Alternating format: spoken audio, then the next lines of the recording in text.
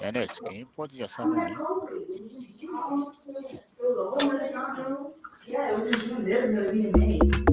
My name is Abina Johnson, and this is Focus on Liberia. Hit it! From Kemau to Cape Palmas, Mount Nimba to Atlantic Ocean, Obomi Hills to Pokondre, to educate, elevate, and promote. Yeah,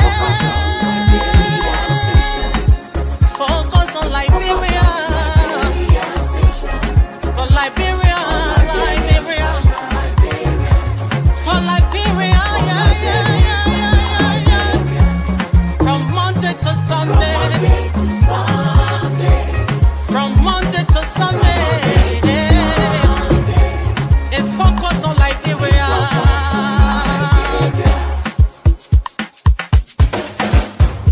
Talk about home affairs, hey, in diaspora, current affairs, hey, reliable information, history, ooh, talking about culture, yeah, politics, education, entertainment, yeah, business, sports, advertisement, articulation. Focus on Liberia. Focus. At Focus on Liberia, we discuss everything Liberia, from education to politics, arts and culture, entertainment, agriculture, history, religion, family, and technology. Focus on Liberia uncovers and showcases the best of Liberia and shows the world the truth about Liberia. We educate, elevate, and promote all things Liberia. We conduct interviews, panel discussions, debates, and more. Tune in to Focus on Liberia on Facebook and YouTube and be a part of the stories that make up the news. This is Focus on Liberia, and I am Dennis Jar. Ladies and gentlemen, welcome to another session of Focus on Liberia. I am your co-host, Gabriel Carter. I think, Jimmy, one of you guys have to put yourself on mute. The what? Yeah, I think you have your other computer open. Testing. Yeah. Okay. Testing. Perfect. Now we're good. All right. Welcome, ladies and gentlemen, to Focus on Liberia on the Marketplace. Thank you for joining us. Today we have a great topic for you today. We're going to be talking about the economics of audit, investigations, and the asset recovery. I think you guys have heard a lot about that, but we want to look at it from our economic perspectives in terms of the economic implication that those things have on the country. So, and down the line, I think we said last week, we're going to be looking at the GNB presidency in its entirety, exploring different aspect of his administration, the expectations and the promises and the opportunities, and that can be explored to leverage this administration to achieve what they set out to achieve. So, but for now, today's topic, we're just going to be talking about the asset recovery, the audit, and the investigation. So, thank you guys for joining us, Alex, Flomo, Jimmy. Jimmy's busy. Jimmy's busy. Hey, I'm trying to get my eyeballs clear. That's it. Good afternoon, guys. Yeah. Yes, good afternoon, guys. There's somebody that has something in the background. Yeah, somebody. I think. I tell you what. Let's find out. Let me mute first. Yeah. Perfect. I'm still hearing it. hearing it. Let me hold on. Let me see if that's. I don't know. If that's me on that. But let me see. I think it's you. Let him mute first before he does anything. So mute yourself first. Let's see what happens. Okay, that's what it was. Jimmy, you on mute. Yeah, I'm unmuted. All right, I'm unmuted too. So yeah, I think it's Flomo. Okay, it was the air condition. Huh? Okay. I think yeah, kind of blowing hard. Flumo is still dealing with fatback air condition. And you're in You, America. Why you you said doing with those dealing with kind of really unit. air Air conditioning condition. stuff? Where are you? In Florida? No, man, I'm in Minnesota, bro. And you got air And you condition get blowing? air conditioning I'm telling you, bro. I got home in this December? morning. The house was too hot. You know, the Who? heater got the But you're place on turning the heater hot. off. I turned it off. It was still kind of hot. Open the window. Let me. I ain't put it. I ain't open the window for that And that's still in America. night. No, but My man, you're Flumo, the one contributing to global warming. Flumo, you still producing that background. I think that the air condition. I don't Maybe think you it's the can air conditioning. log off the program and come back. I wonder is Or maybe it my. could be an earpiece. I think it's yeah. I think it's your headset. It could be your earpiece. Okay. All right. Let Okay, me. Chief. I mean, Chief, you can do that. Gabriel, you can do that. Yeah. All right. Okay. So, all right. Let's get into this. But before we got, I know, ladies and gentlemen, again, we apologize for we're trying to figure out, the background noise here. So, thank you for your patience. We're trying to Before we, we're trying to fix things. You can see the yeah, noise. exactly. We're trying to fix things. Before we jump into the main topic of the day, first we want to talk about the pressing issue right now that is trending, and that is the sanction on the how do I even want to describe him? The Prince of Monrovia. Is that how you even want to call him? The Prince of Monrovia City. Um, The mayor, Lord Mayor. the Lord Mayor, the Lord, the, the Lord Mayor, the U.S. government put a muffle on him, and muffle is even an understatement. He was sanctioned. Hold on one second. Let me bring back Alex. Alex went off. No, he went off. But here he is. Yeah, I So pressed the wrong button. Okay. yeah, so Jefferson Koji was recently sanctioned by the U.S. government for what was he sanctioned for? Was it like human It rivalry? was stoking violence Yep, exactly. and human rights abuse. Human right abuse, right? So he Um, was recently sanctioned, there was an element of election stuff in it. right? Exactly. In addition, so currently, right now, we have I think about 6 people that are sanctioned, right? Because I don't think any of them have been lifted. There's Devon Sherman, the Prince Johnson, the two famous amigos, Miguel and what's the other guy's name? And Cephas, there were three of them. The Cephas, yeah, the three amigos, right? And Cephas and I think it's Bill, Bill Bill Twaway, right? So technically, right now we have about I think 6 people sanctioned uh, in a 5.3 million population country. 6 people are sanctioned for various acts in that country. But the last one recently was Jefferson Koji, and what for me, I didn't. To be honest with you, I didn't see that coming. Those that I was expecting to be sanctioned, they didn't. They didn't make the list. So I was kind of puzzled a little bit as to there we go. I was kind of puzzled to see him on the list. I mean, I know he was kind of up there, but I didn't expect him to be the only one on that list. So I want to hear your take on that. The whole report and what's your overall take on the sanction? Well, let me tell you why I think he was targeted. Hmm. Um, we have been trying to reel this guy in every now and then. He sort of like gets out of hand. Mhm. Um, we saw long ago Mhm. when the people wanted to, when the student unification party Mhm. wanted to honor their old professor, Mhm. right? Mhm. Dr. Sawyer, right? Mhm. Excuse me. Sorry. When they went over there and disrupted the ceremony.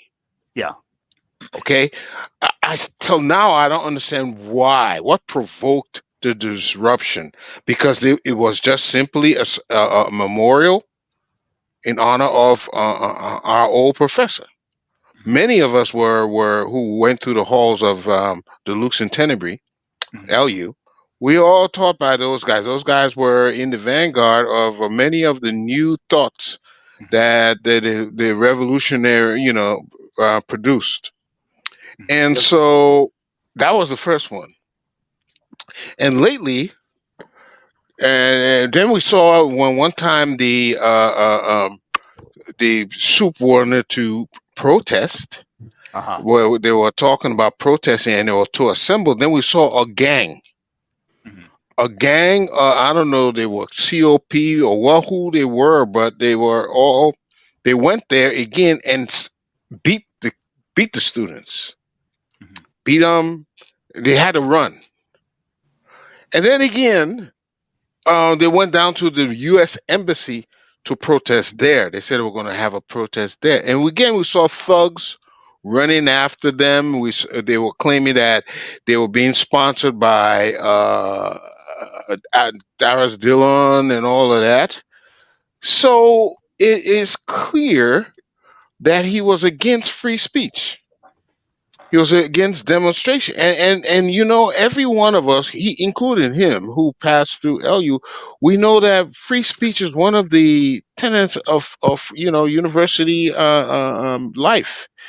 People, though it is the university students who always been in the vanguard of change, and for him not to even allow this at all, it almost as if he wanted to shut down any protest that was counter the government. Uh-huh.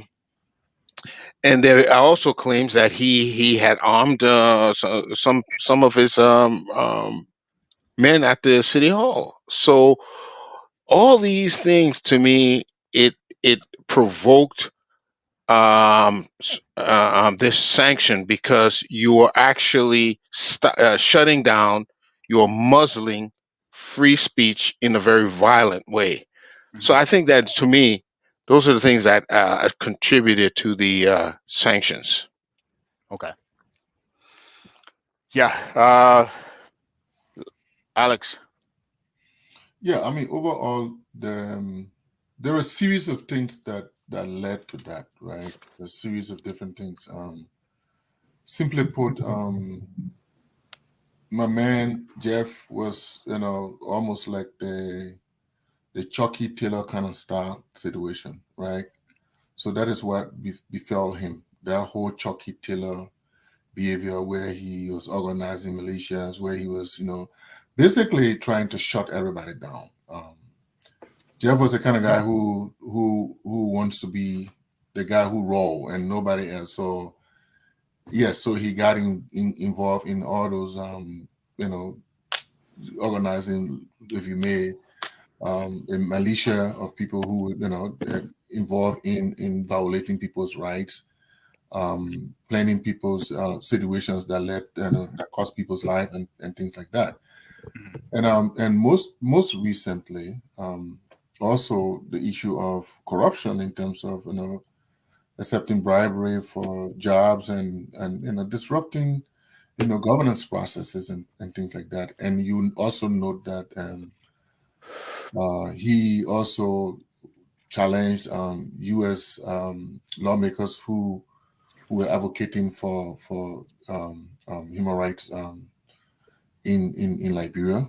Mhm. Um, and U.S. sitting U.S. legislators speak, and he goes and speak, and things like that. So, but lately, the issue of the election, where you remember the U.S. had issued a statement that actions will be taken on people who disrupt the Yeah, democratic yeah, yeah. process. Prior to the election, they put out that statement. Yeah. And you will note that there could have been tension in the country. Hmm. There could have been eruption of civil disobedience in the country. Yeah.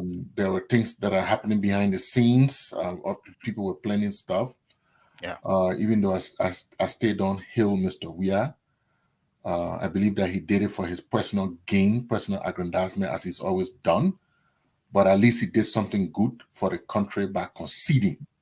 Yeah. And for Jefferson Koji to come out and sort of counter that concession, Hmm. which the American people had, invested time and everything in, that was also tampering with America's international security interest, because they also invested in this, because anything could have happened.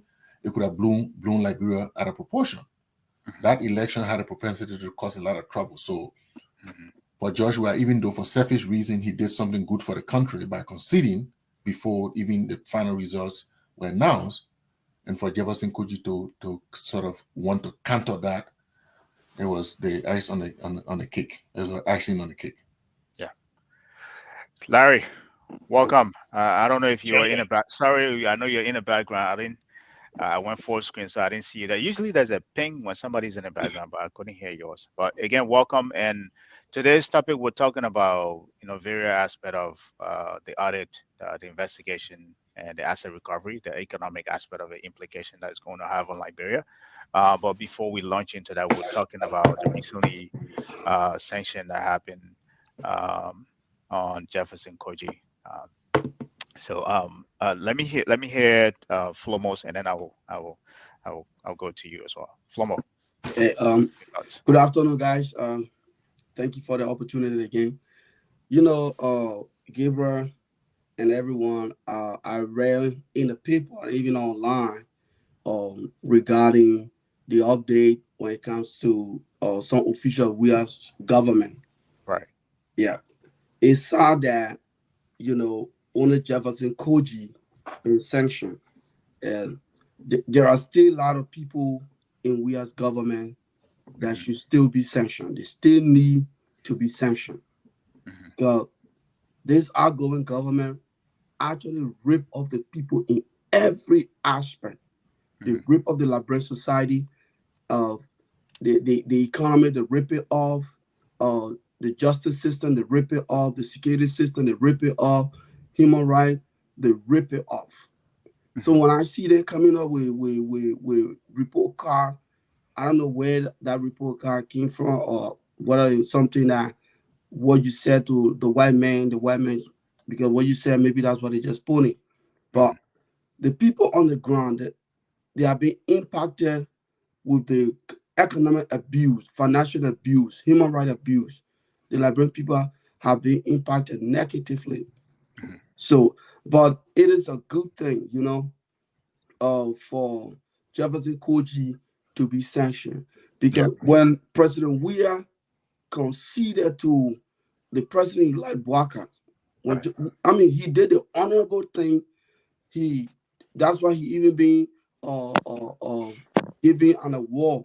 Lauded. You You're know, saying lauded. yeah, Right. he been lauded all over the world. I saw in the paper some organization, international body honoring Yeah. for some kind of peace award.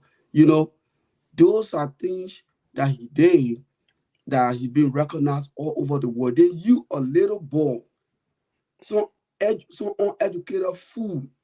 You say Well, I we go, don't. Let's just stick to you know, yeah. Don't but I mean, I know he's I'm not taking it back. afford him the dignity that he has as a human being. Let's not insult. You Yeah, know, I know. Right. Right. we all from the Go ahead. scene, from the scene or county. But man, how can you where you got that win from that you coming to want to counter attack the president, your boss, after he conceded? That Right. is completely what we call a gross insubordination, gross Gross. disrespect. Right. Yeah. If I were president, we are, even though my attorney is over, I got like less than a month or two, I would dismiss you with immediate effect as a city mayor of Monrovia. Yeah. When that little boy coming up because you think you're city mayor, you won't compare yourself with the mayor of New York, the mayor of Brooklyn, Park of Yeah. Brooklyn Center. You nothing. Yeah. You are squandering the wealth of the city. You Yeah. know, every Thank you. Right. fund that was allotted to the city for development, you have squandered it in your own pocket. You Yeah. arming your boys around you for no reason. Yeah. So Thank you. that is a good precedent that or the U.S. Department of State has done, and I appreciate that. And Right. I'm asking them, let it not just stop there. There are still other officials of government that need to be sanctioned. Some of them Thank you. shouldn't be taking a seat in Yeah. Parliament. Thank you. Yeah. Thank you. That was a mouthful. But the reason why I stop you there because I want us, in as much that I think he's pretty much a loose cannon in the WEA administration. Maybe the reason why WEA hasn't fired him because he probably has a lot on WEA. So you got to read between the line there too. I agree with you that he should have been dismissed. But Mhm. in addition to that, I think we should afford him the dignity as a human being. Let's just stick to the issue and just instead of the name Yeah. calling. Larry, Yeah. your thoughts on the sanction? Look, someone needs to wake up the folks over in Liberia, especially in the outgoing government, because here's what they're missing. The world has changed. The US is effectively going to start using this sanction regime to pretty much send this message. In case these guys missed the memo when it first came out, they need to pay close attention to it because the outgoing administration, they're still at risk of being sanctioned. Just because you're no longer in power, the US doesn't just sanction people who are in power. They do sanction people who are also out of power, who are involved in a lot of human rights violation, human trafficking, rampant corruption, all those things. So here's the thing, right? And I know we probably would dive into this a little bit more. Yeah. Koji's sanction was foretold because the sanctions that the State Department, the US Treasury, and the US Department of Justice, the recommendation for sanctions actually come from civil society organizations. Yep. People like Freedom House that also gives advice to the Millennium Challenge Corporation. They're also part of that group that gives advice in terms of who should be sanctioned. Mhm. But the US is also paying attention. You see, the US Embassy on the ground, they pay attention to pretty much everything that is happening in the country. So you have about 17 different entities, and I say entities, including people and businesses that are on the sanctions list out of Liberia. And I don't know if we're going to get into this, but I'll tell you real quick, right? Well, Yeah. in fact, Jefferson Koji, I believe, probably made it 18 now. Yeah. So you have businesses who are, I think the financier, I think his name is Mohammed Ansu or something like that. One of the financier for Hezbollah. He's actually has an address in Liberia. He's on the sanctions list. He's also on the sanctions list over in Sierra Leone. Right. Jefferson Koji had gone, the power thing had really gone to his head. Here's a young man who I don't believe he had any executive experience, but yet At all. he was put in charge. He was put in charge as mayor of the largest city in the country. No executive experience whatsoever. That's why when he was making statements like he expected the American to help him with sanitation and all that stuff, he didn't have a clue as to what he was doing. Yeah. But when people who don't have a strategy or don't have a clue or don't have executive experience is given power, the only thing they can do now is to kind of use brute force as a way to stay relevant. So the power went to his head. I don't believe Jefferson Koji actually had any clear understanding of what this whole sanction thing was all about. But here's what it is. He may not even believe that it's going to impact him, but it will. I guess we'll probably talk about it at some point. Yeah. But it will have an impact on him in terms of his travels. Mm-hmm. Also, to the point that my man, brother Flomo, never had a chance to meet you before, but also to the point that Flomo just made, there are going to be some other people who I was surprised some other people were on that sanctions list. Yeah. Yeah. Specifically the outgoing Minister of Finance. Yes. But I believe at some point, I suspect he would be on that list. The reason being, back in July, the former Minister of Finance from Mozambique, he was extradited from South Africa over to the to New York, the Southern District Court in New York for corruption because he ran that $2 billion scam over in Mozambique, that rampant corruption. Yeah, exactly. So Michael Cheng, former finance minister from Mozambique, who was hiding, who got picked up, I believe, back in 2018 in South Africa. He is finally here in the US on trial for corruption. Yeah. The whole business with the missing LRDs when these guys first came to power, that is going to lead to some people being sanctioned because you know why? When they brought Kroll in to investigate it, Mhm. Kroll had the inside scoop in terms of what happened to that money when they tried to wash it with the USD they brought from the Federal Reserve Bank in New York. So they have Ah. all these LRDs. Is meaningless unless you have some USD, which is a global currency, right? In order to wash that, they got the 17 million USD from the Federal Reserve Bank in New York. And when you look at that whole list in terms of I like to call them the SEAL Team Six that was sent out there to really distribute or wash money, there Yeah, was yeah, yeah. so much money missing. You know what I mean? So definitely, to Flomo's point, somebody over there is going to get sanctioned again. Oh Yeah. yeah. And I've seen this. I've seen this. I mean, from the time that Khashoggi, the reporter in Saudi Arabia, was murdered, and those, I think about 19 people from Saudi Arabia hit the sanctions list. Don't think because you've left power, you're not going to be sanctioned. What's the dictator from Uganda? The guy that lunatic. Idi Is it Amin. Idi Uganda? Amin. Not Idi Amin. Not Uganda. The guy who always wore that long. I would think of his name as we go on. But he What had country? What a country? huge, huh? What? Which country? Which country? Maybe we can. Is it? It's not. Central African or DR Congo. Anyway, go No, I ahead. would think Go of ahead his with name. yeah. Yeah. Go ahead. Yeah, I would think of his name because he was a lunatic too. But he had a property here in Washington D.C. that when he was placed on the sanctions list, and it was all because people from his country was standing in front of this mansion and saying, "Look, this guy owns this building." Eventually, he got sanctioned, and the U.S. seized that multi-million-dollar mansion. But I'll think of his name as we go along to talk about it. But Kochi is in deep trouble. He's in really deep trouble, and the U.S. is going to keep using this sanction. It's Executive Order 13818. They're going to keep using it to nab people for rampant corruption and for human rights violation. Sorry, I took so much time, guys. No, Oh that's no perfect. No, problem, man. Maybe I have a pushback, not a pushback, but to look at it Gambia, from. yeah. Emmanuel Jackson just Yep. put it in the oh, chat from Gambia. okay. Yeah. Hey, Oh yeah, Emmanuel yeah, Jackson, yeah. I'm a man. I have a pushback on us as a people. When I mean on us as a people, I mean Liberia itself. And I agree with you and Flomo that there will be other people on the list, especially the Minister of Finance was the guy that I expected to be on the top of the list. But the reason why I believe they can't sanction him right now because it will be maybe almost like an indirect or direct sanctioning of the country because of his role and responsibility of him managing the country's affair. But I believe the moment he leaves, they're gonna hit him with that sledgehammer, right? Now, here's the pushback that I have with all of us as a people. I agree that the world is a corporate world, a global society. Everyone works together. Meaning the US is in Liberia, they have interests that they're protecting. And if you threaten that interest, they will come after you. Here's the problem that I have with us as a country. The US puts out that list, a sanction list. I'm from the village, right? If you do something, you go out as a kid, you do something outside out of your parents' house. If the neighbor sees you, they will whoop your behind. And if you get home, your parent, if it calls for it, they will whoop you again. So you get double beating, right? That's how I'm used to. That's the village lifestyle.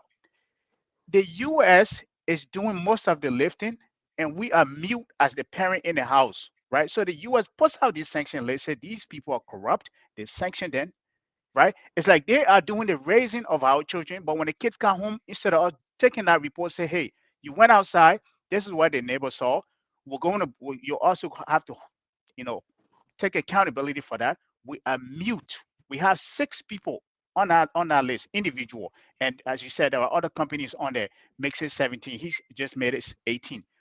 What have we done in addition to the sanction that the US has placed on those individual and companies to go after these individual and as a country from the judiciary level and bring charges against these people and take charges against them to instead of just having this thing where the US is the only one doing the lifting and putting sanction on people and cooperation, that we're just there and just waiting for the US to do everything for us. Like what can we do as a nation, as a country? That's the problem that I have with you guys, and I want to hear you guys thoughts on that. Okay, let me comment. You know, I would say this. We as Liberian people, our people back home, sorry to speak that sometimes we are our own problem. What I see happening back home now is what we call in the criminal jurisprudence say aiding and abetting. When these people are sanctioned, even before they are being sanctioned, our people aid these people in the continuation of their criminalities. What do I mean? Now, let's take for example Samuel Tue and Bill Trower. Look at those two corrupt weird officials. They were sanctioned by our people because of the high level of poverty. They saw their future to those people. You've seen it clearly. They have been sanctioned. That the leader of the world, the leader of the free world, came about to say these people are corrupt. We're going to sanction them. Do you think America just went about sanctioning those guys because they feel like America must have all prima facie beyond reasonable doubt before they come out with sanction against any nation, any institution, or anybody? But our people from Riverside County, our people from So, Kazali, here's the point. I'm not talking about the people. I'm talking about the government, the yeah, government yeah, itself, I'm right? coming to You that point. sanction somebody, I expect, the judiciary branch to come Ye- after you too ye- as well, to ye- investigate you as well. Yeah, The PO, I'm coming to that point. the Sherman and Prince Johnson and all of those people. Yeah, I'm Right. coming to that point. Uh, Now what I think now needs to be done in our life, or that will serve as a precedent, the legislature needs to enact is legislation that will state that anyone that will be sanctioned by the international community or any global partner like the United States, right? Immediately after they've been sanctioned, the state, the Republic of Liberia, will be in consultation with the U.S. Department of State or the Treasury Department, any institution that lavish that sanction against any government official or person or institution. We want to cooperate with them, get all the evidence that they already have so that we can adjudicate those guys. I think there should be legislation put up because I agree with you. we I don't agree have with you. any legislation in the Right. country. So at the end of the day, our judiciary do not have any prima facie to come up with any suit or to prosecute those guys because you might have prima facie. So, Right. but I agree. however, in the absence of legislation, we can still prosecute those guys by reaching out to the U.S. Department of State through the U.S. Embassy in near Monrovia and say, well, because of transparency and good governance, for the sake of good governance and transparency, we want to prosecute those guys that you have sanctioned. However, can you furnish us with any evidence in so doing? Because Perfect. I that will agree. give us I that will agree. give us a sufficient strength, enough strength To go after them. to go Right. about prosecuting those guys. Yeah. We don't want Thank you. people to look. Yeah, that's how I see it. You Yeah. can either propose a legislation Yeah, thank or you. you Let me do. let me hear from there. Let me hear from there. The rest of the guys. Alex, Jimmy, Larry. What are your thoughts on that? Because as I said, I have no problem with the U.S. sanctioning these people and companies, but there has to come a time where we actually do the heavy lifting ourselves. If they sanction you, that means, like, as Flomo said, that means they have evidence against you of the crime you committed, right? That means we now have to take the ball from there and take it to the finish line. But we never do any of these things. No, We have, like you said, cooperation in the country that have was sanctioned and they still exist in it. We have people that are sanctioned. They go about freely. Nobody has ever levied any charges against them to say, okay, you were sanctioned. These are the charges the U.S. government has brought against you. We are taking charges against you. Like, but yet still we claim that we want to have a governance that is free of corruption and all of that, but we're not doing the part that needs to be done. I think we need to take responsibility. What are your thoughts? Let me say So one let me second. lay some basis. Flomo, let's wait. Just Let me just hear from the rest of the guys. okay, Just okay. wait. Right. Flo, let me lay some basis, and then Jimmy and Larry can come in, because sometimes when Larry's speaking, I can see him amplifying some of the things that I can't talk about. Oh, you still can't talk? I didn't want to say anything, but I thought Yeah. when you were talking about the laundering, that I say Alex Coffin know When more about this thing. when when when Larry talking about some business and this and that, I just look at him and yell. I said, "Look at it begin." Well, we can't. I mean, so but let me say something that let me add some meat to what Larry said about. He made mention about the 17 million, the 25 million map out stuff, right? So Larry's is on point, but this is because Mr. Tue was advised. He called a meeting. I was in that meeting, and he was advised before the 25 million mop up. He was advised. He was advised by three senior people two senior people in the government, and myself. One from the fiscal side that don't do it. One from the monetary side, and I combine the fiscal, monetary, and the criminal side. There was a reason. The reason is the Financial Intelligence Unit follow money. The Central Bank of Liberia is likened to the OCC, that function of the U.S. Treasury, the controller of the currency, right? And they also have the FinCEN, the Financial Crime Enforcement Network. Now, the FIU in Liberia follow the money. They get all the bulk cash reports and stuff like that, and follow through, and give the central bank reports on trends where the central bank should look and stuff like that. So when the issue of the 16 billion came out, there was some balance continuum that were cleared during the VI administration, not the whole 15.5 billion. So that portion got messed around with, right? And that is the money they were trying to clean.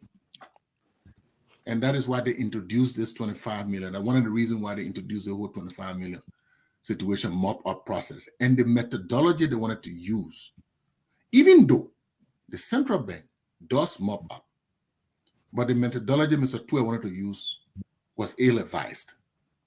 And we advised, including writing. We went back to our offices and wrote position statement and said, don't do it. So when you perform such a criminal act, such a money laundering act, then you want to change the narratives,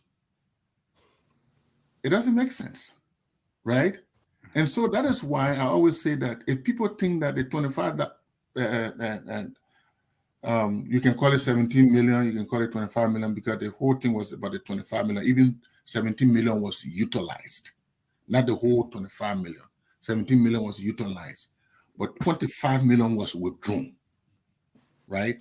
From our reserve. 25 million was withdrawn, but 17 million was utilized for that process. Is that 17 million they use to clean the money?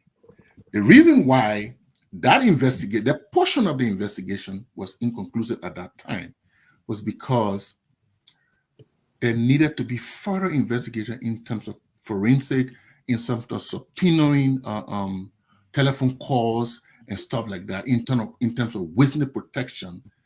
And the U.S. government that brought in Kroll was prepared to do their report on a particular date. But because our local investigation, we investigators, we were nickel and dime by the same Ministry of Finance, and we were, so we didn't have the time to complete such a in-depth investigation. And the country wanted to issue its report before the U.S. government. And that is why we issued a report. And however, even though There was a criminal investigation conducted.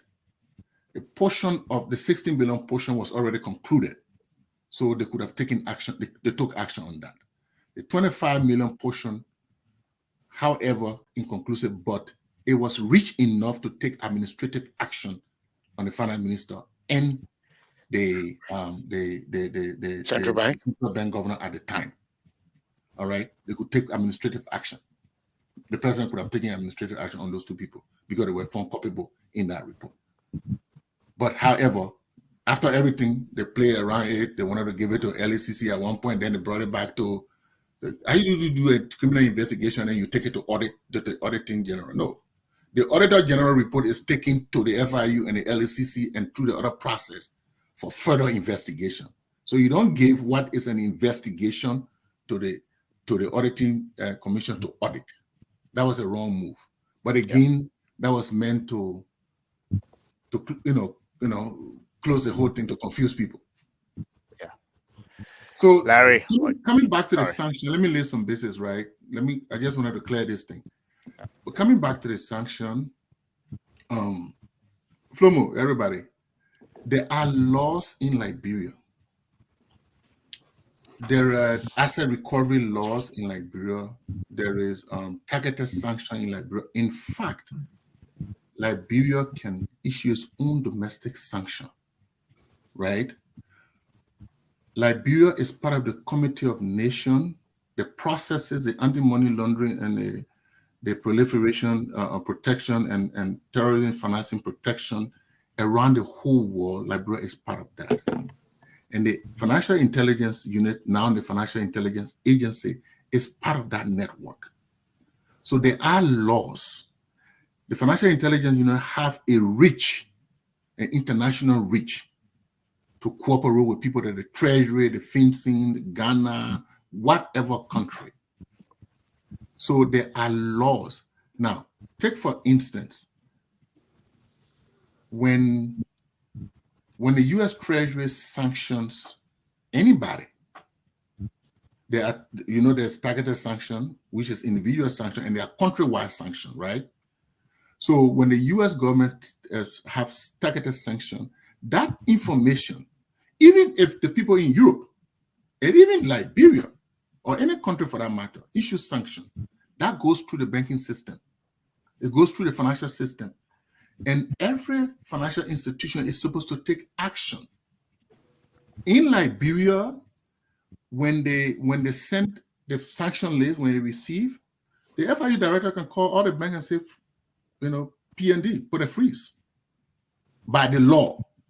But you have 7 days to go to the court to get a hearing for it to be frozen permanently until the investigation is concluded.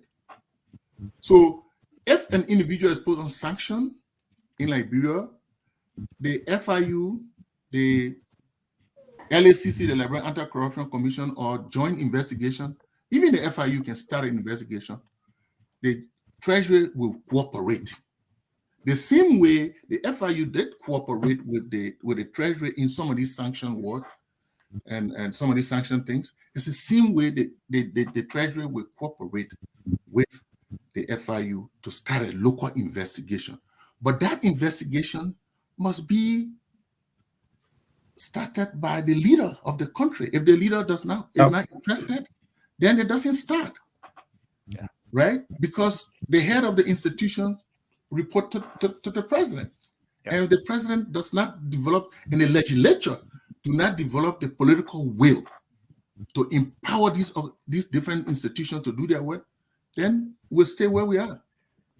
Perfect. But yes, indeed, there are processes yes, there were supposed to be actions were supposed to be taken. Yeah. Local investigation was supposed to be done.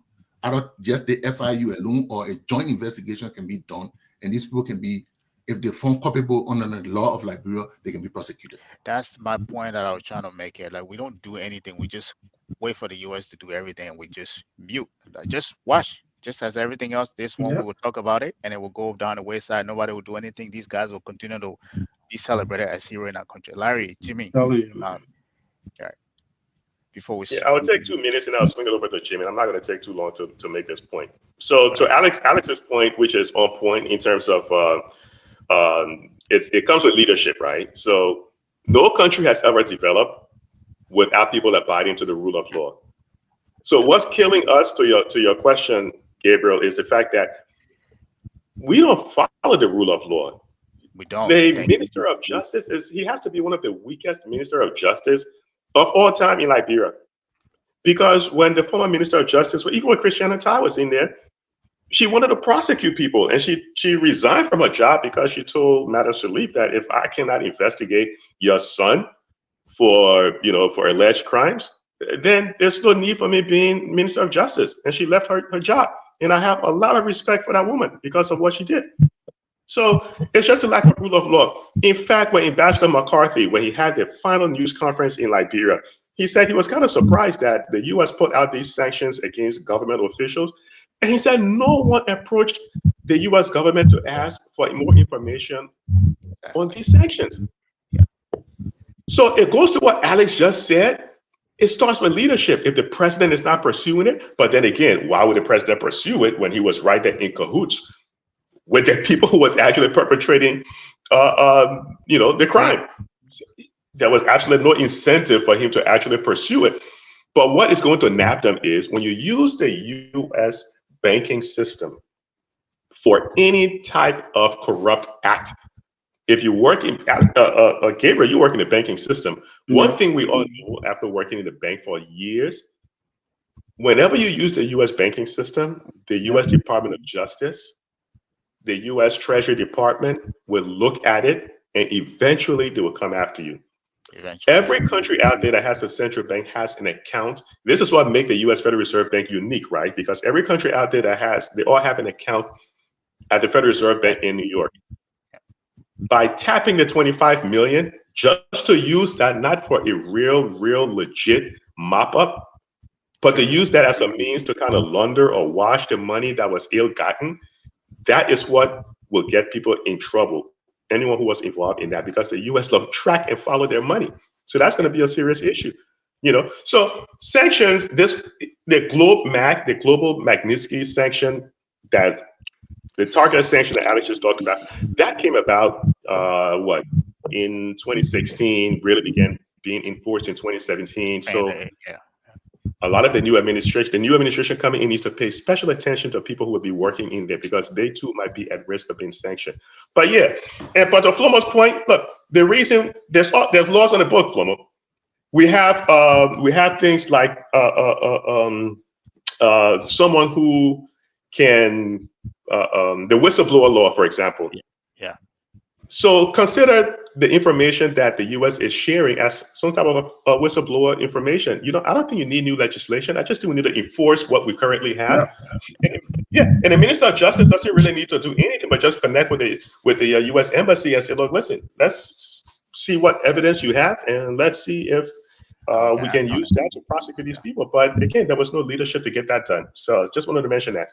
Yeah, but they're all involved. So at the end of the day, nobody want to throw a hand. Yeah. Larry, you talk about everything I was just about to say. We got a lot of laws on the books, and maybe we might need a little policy on how we handle sanctions. A policy, but not a law, because we have enough law to go after anybody involved in such behavior. What has been our issue is enforcing the law. There's nothing wrong with the law, but enforcement has been the problem.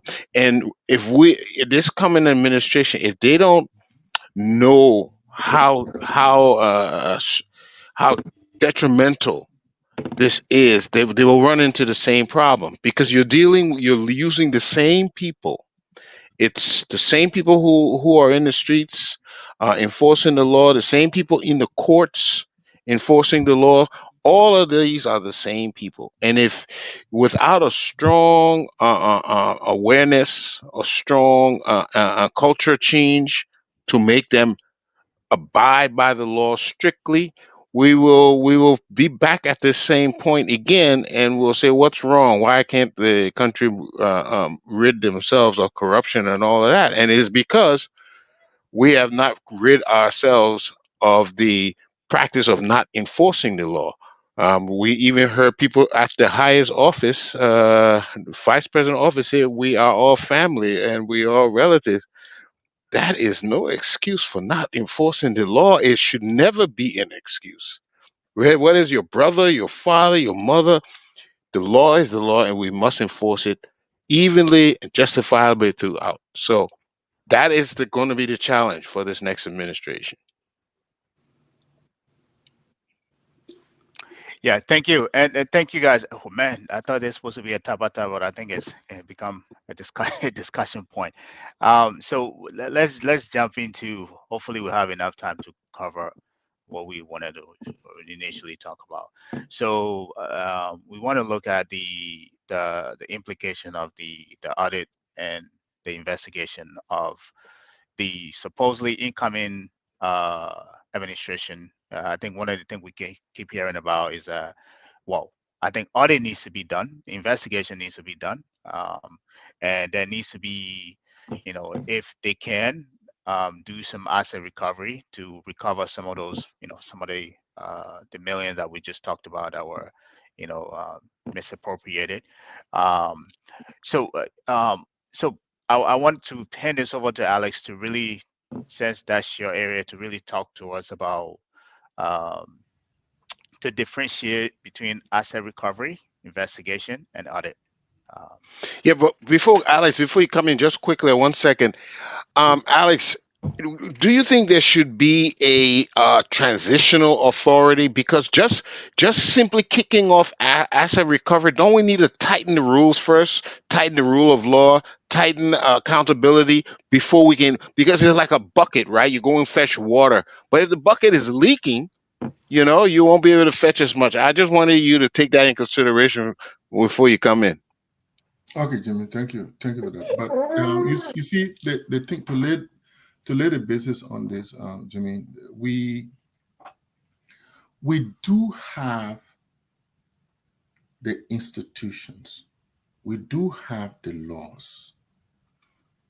We, to a good extent, we have capacity to a good extent. It may not be fully, because sometimes we got a consultant in, sometimes we got to send people for additional training and things like that. But we do, all those things are laid out as part of the reforms that were put in place since 2006. Yes, we have structures and stuff like that, but the whole GMAP process, the different intervention from the international community after the war, since 2003, some of those things could not be done during the Judy Bryant government. But once Ellen got to power, a lot of those stuff were reformed. A lot of our processes and stuff were reformed. Not just financial, all over the place, but specifically on the financial side. So audit, right? Now, you remember now they get something they call internal audit and external audit, right? So audit is to check. It's not just only financial, they'll check system to make sure that everything, but it's after the fact. Most of the time it's after the fact when things happen. But they have internal audit. So in Liberia, we have the law that put in place the internal audit agency. That agency is there to work with all the institutions. In fact, they have people posted in all the institutions to do sort of pre-audit, and to the extent that sometimes they even have to approve certain things. They have to put a stamp on certain things to a certain value before the minister even sign, right? They have to go and inspect. When you say, oh, you buy their house or you buy these cars, any stuff like that, they do it. That's the internal audit agency's work. They do the payroll verification and all that ghost name stuff. They also will discover all that, right? Then they have the General Auditing Commission. They have their own law as well, right? The law that govern the processes and things like that. But they do more of the after the fact. They take a period based on the standard and the law that determine the scope. So sometimes when I hear people, oh, y'all go way back to Charlie Kington, y'all go this, there's something called statute of limitation. And there's something called document retention policy. After the document, the number of years, sometimes it seems to be internationally accepted. More that are going around 5 years, most people.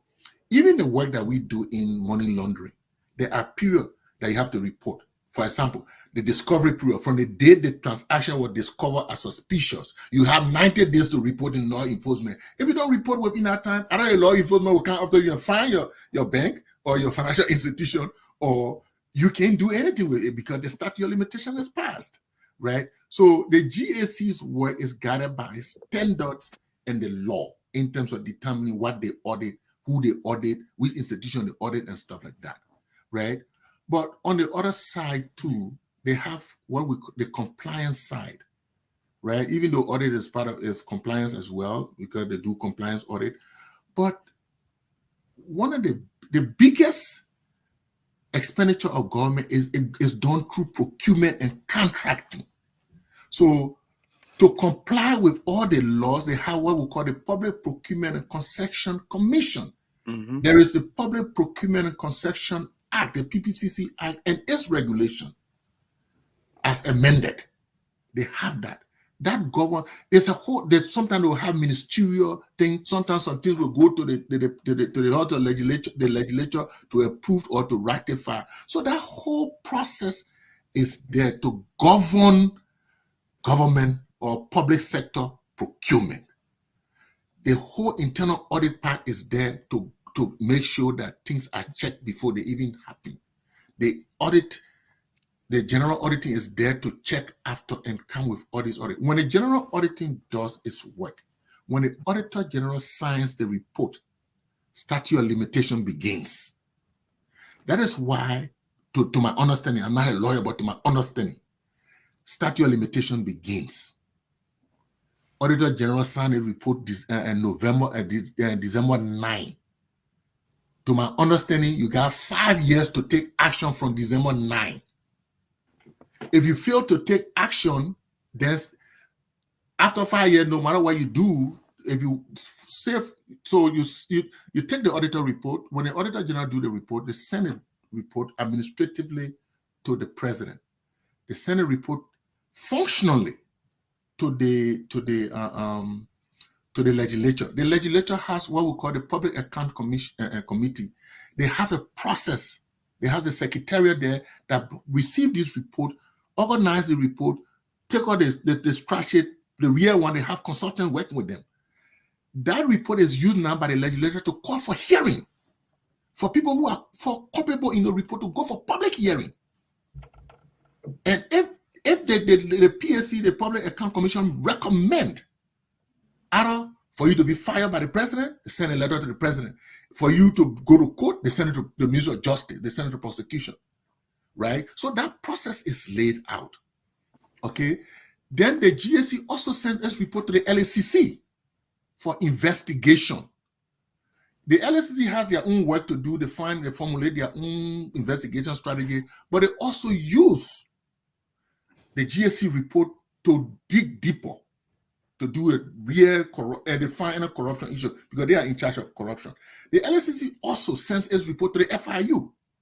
When the FIU sees anything in that report that requires them to follow people to check on, maybe like Gabriel need that report, let's check on the Gabriel man here. Let's go to the bank account. How many bank accounts you get? You get bank account in Gambia, you get bank account, then we'll go to our people in Gambia and say, hey, you send me all the documents. There's a process. They send that one. But the FIU in Gambia, we call the bank in Gambia and send our report straight to the FIU. But all that thing is done under serious secrecy, right? So the FIU can use the GAC report as well to check on people that lie that get all that plenty money, to check on them, right? So that's the GAC process is laid out. The FIU is there, right, to do the report. The FIU also work with, for example, they're filing the money. They look at people's behavior, people's account behavior and stuff like that. And they say, oh, no, they think a load of the person doing tax evasion. The person not paying the taxes. The person get, for example, you get business account and private account. You put in all your income in your private account just for you to escape taxes. The FIU can flag it and send it to the LRA and say, oh, check on this, right? The FIU also work on issue to chase the process to find out whether this person is involved in money laundering. I mean, in terrorist financing, the terrorism finance. The FIU can also discover terrorist cells, right? And also send that report to the NSA, because the FIU itself cannot take action. The FIU can find other things regarding people bringing money in the country, because the FIU got people that also at the airport and other possible border point to check on people moving money and work with the immigration on that, work with the police on certain stolen property and stuff like that. So there's a process, and there are laws governing these things. Yeah, laws are not perfect. It might be changed. But what we fail to do in Liberia is, one, for the leadership, political will to allow it to happen. For us to enforce the law. We don't enforce. We don't allow the institution to do that. We formulate this institution, then we turn around and stab them in the back for them not to do Hey, it. I think there's a That is what is background noise coming from someone. Yeah, I'm hearing that. But that is what is happening. So that is why now we are looking forward, because it didn't happen in previous government. And now Mr. Baka is coming to power. That's why we're asking Baka to say, hey, Mr. Baka, all these things now, we got to start from somewhere. Because corruption has a way. Can you guys mute yourself? I'm still hearing the noise.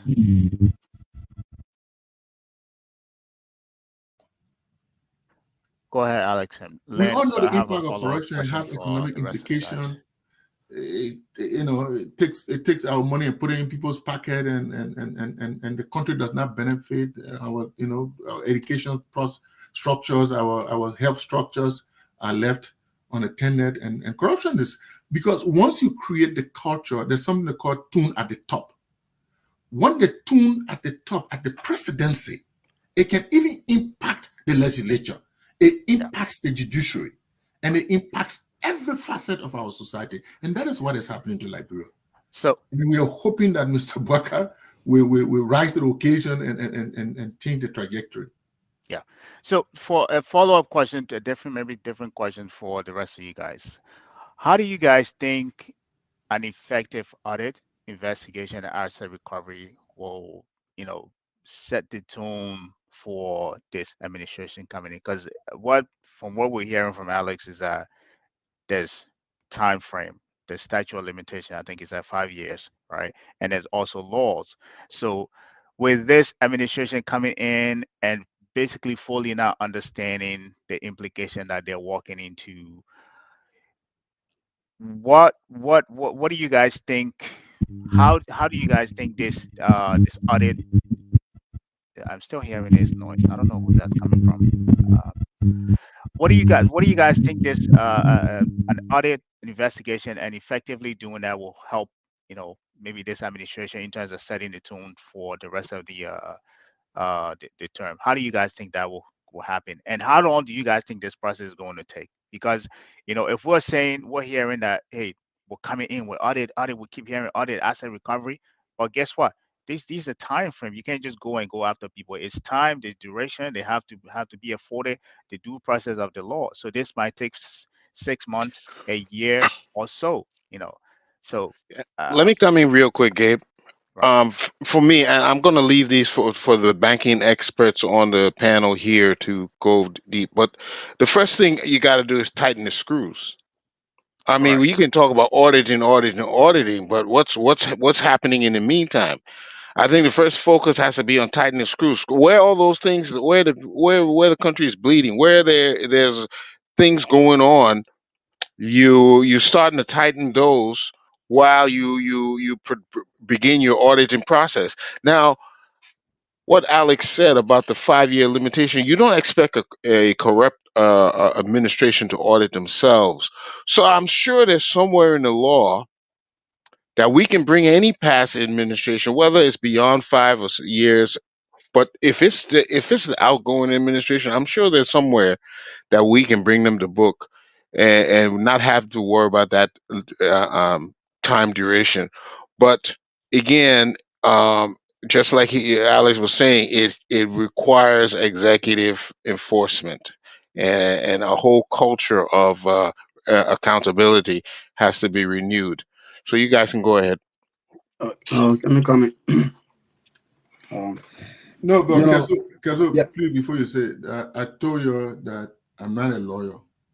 All right. So you start holding my word for the 5 year limitation. No, Right. no, No, I no, think man. you know Okay, it's not that you're not a lawyer. That is true. With I mean, it depends. It could be 5 years. It could be 7 years. It yeah. uh, You know, in terms of document recovery, is like document retention is either Just 5 years or 7 years. Yeah, but you have to say how long you're going to keep the document and make sure you follow that. That's how compliance works. yeah. yeah. So assuming the policy is It's the law is 5 years for document retention. right. So if you come 5 years after and you want to go 5 years back to collect a document and message, but we clean the document for 5 years. So if you put a case together, you go to court and they say lack of evidence, or they say statute of limitation Yeah. passes, then they throw the case out. There was a landmark case in Liberia of statute of limitation. The case was thrown out because of on simple basis of statute of limitation. So I'm not saying, for example, if you're doing an investigation and you have to go back 10 years, that's not what I'm talking about. I mean, if the case causes you to go 10 years back, it doesn't mean, oh, if you have to stop at 5 years. No, if the case causes you to go 10 years back to investigate, to dig deeper, you will dig deeper. Right. Then if you have to bring people, now understanding now, if you have to bring people from 5 years back or 10 years back, then you have to bring them into the fold, Correct. I believe. Right. Yeah. But like what I do understand clearly is that when the Auditor General signs his report, the statute of limitations starts on the day he signs the report. That is the best of my understanding. Right. The investigator will put his, like somebody's investigated will put that Joria commission, and that's done. When a president, Mr. Waka, can pick up that report, as long as it's within the 5 years, they can lift it up. But it doesn't mean that they cannot take action if it was conclusive. Even 5 years have passed, they can still take some kind of action. Right. Yeah. That's what I said. The limitation with compliance, even with bank, if you put in a compliant policy, if you say you're going to do this and submit it to the regulators, they come. If you say you're going to do A, B, C, and D, and you submit it to them, if they come, they want to make sure that you do A, B, C, and D. That's how compliance works. And if they come, they realize you did A, B, C, and D, and if it's not enough, they will give you recommendation to say, hey, do this, add this to better protect yourself. But Flomo, go ahead, and I'll hear from Yeah. everybody. You know, I step aside a little bit. So I don't know when Is you is the guys. noise coming from you? Just No, no, positive no. noise? Okay. I think it's coming from you. Yeah. No, Mute yourself. Let me see. Let me hear. Mute yourself there, Flomo. 1 minute. It's muted. Yeah, he's muted. Okay, so it's not him. Okay, go ahead. Go ahead. It's not you. I think it's probably maybe it's from you. okay. I said I step aside a little bit to take Right. care of Sonny. So I just want to talk. I want to make reference on the issue of audit, investigation, and assets recovery. You know, personally, from one criminal justice background, I see audit and investigation are a little bit kind of similar, and in some way, uh, there's a little bit of distinction. Uh, from a layman term, I see audit as a form of check and balance to create a check and balance. Like you want to make sure, you're not certain about certain thing, but you want to be certain, so you go about to do an audit. You want to do a checkup to make sure it's okay, it's clear. But investigation is wherein you have a clear view of somebody committing a crime, be it a criminal, a financial crime, or something different. But you want to get a clear, you already got a clear view of what has happened. So you begin to conduct an investigation. So it's kind of similar to audit. Audit just want to get clear view. Now, what I always told people is that audit doesn't mean you commit a crime. The institution that is auditing you just want to get a clear view of what you have done. They want to make sure that you never embezzle any funds, that you never embezzle public trust. So they just want to make sure you were good at what you did to clear you up. And then after it's been established that, well, we did an audit, but it believed that Mr. XYZ might have embezzled some of the country's money, then an investigation comes in. The investigation is wherein uh, those responsible to do the investigation will come out, will check you, will call you for questioning and or clear interrogation to make sure that they get evidence before they can adjudicate you to court. And then when you go to court, you have to defend yourself. And if the state finds you liable that yes, you embezzled funds, then that's where the asset recovery comes in. And not only asset recovery, but there'll be some punishment that will comes along with the asset recovery. And asset recovery is very beneficial for the state, is beneficial for the citizen, wherein it is every asset is something that we overlook. Asset recovery is being overlooked, but it actually benefit the people, it benefit the states, like impoverished nations such as Liberia. It use any asset that's been recovered is being used for developmental purposes, you Yeah. know. So yeah, that's good thing about asset recovery, even though we might overlook it, but it's good because when we recover, we use it for the public good. We use it to build a nation, to develop a nation, because one, that's the nation money that was being squandered. Yeah. Okay. Yeah. So, but as it relates to relate that with Liberia, I would say like you cannot keep documents just for 5 years. I think that law or that policy need to be repealed because the document needs to be kept there forever as long as it can be. Because if you're doing an audit or an investigation, you don't have sufficient evidence, it doesn't mean that the person is not guilty. You keep the little evidence you got, and then as years go back, you continue to dig behind, you continue to check. Like in America, it happened. Look at like the Tupac Shakur case. They've been tracing that case for over 25 years because they never had sufficient evidence. The little one they had, they kept it. And then they kept working on it. They kept working on it until after 25 years, they were able to get their suspect. They were able to get sufficient evidence to adjudicate their suspect. So keeping it for 5 years, no, I think it should just be as long it can be, you know. And tackling corruption in Liberia is not a one man's business. It's not a one man's business. It's take the whole nation. Everybody needs to be involved in this thing. If we should have a new Liberia, if we should have a Liberia that will benefit generations to come, this should be a serious thing that people should tackle. Even though you cannot clear corruption 100%, but you can do it. It can be at a minimum where when people take public office, they will have some fear in them, fear of dignity, morals, and respect for the country wealth, for the country's value. That's how I see it. It's not a one man's business. Thank You you. know. Thank you. Larry, I want to hear your thoughts on it before we go on to the institution that are in Liberia that can help us mitigate some of these challenges. Uh, I think we talk about this, and when it first, when the president first got elected, we kept hearing, "Oh, we audit them, audit the administration, to asset recovery, investigate." But as uh, Alex rightfully pointed out, there's due process in this whole process. There's, you got to follow the law. You got to follow everyone involved. The due process of the law. It takes time. It could be 6 months. It could be a year. And then he talks about these other institutions that are there at the government. Even they need to be, consolidated. But that's a whole different topic. But it's like but I want to hear your Yeah, thoughts on how some of these, uh, what this asset recovery and the investigation, especially the audit, how this incoming administration maybe recovers the money that it might be able to deploy something else as a help there. could everybody go Different, on mute different. while before he speaks? Could everybody Yeah, go on mute except him? yeah. No, can we? But I suggest this. Can we go out one by one and come back on or something? Because this noise is disturbing the whole show.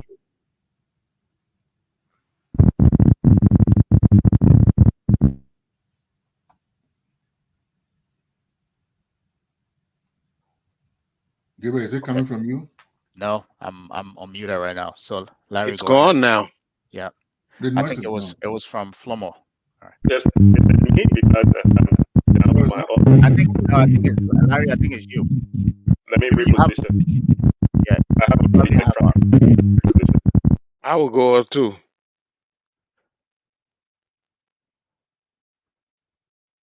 everybody running away.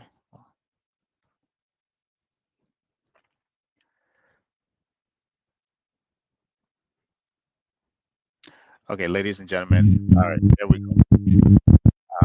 Here we go.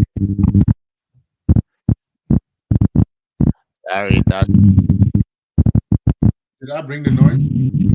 no. I think it's coming from Larry. Mute yourself, Alex. Mute yourself. Let me see. Maybe let me see if this helps.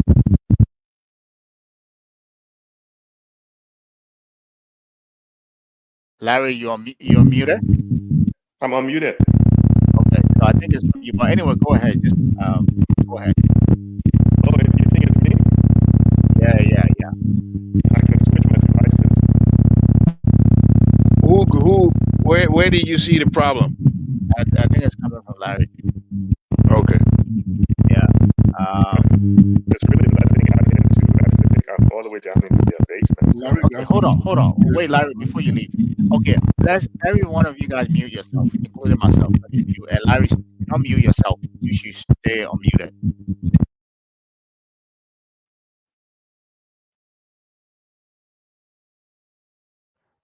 Larry, can you unmute? I'm not on mute.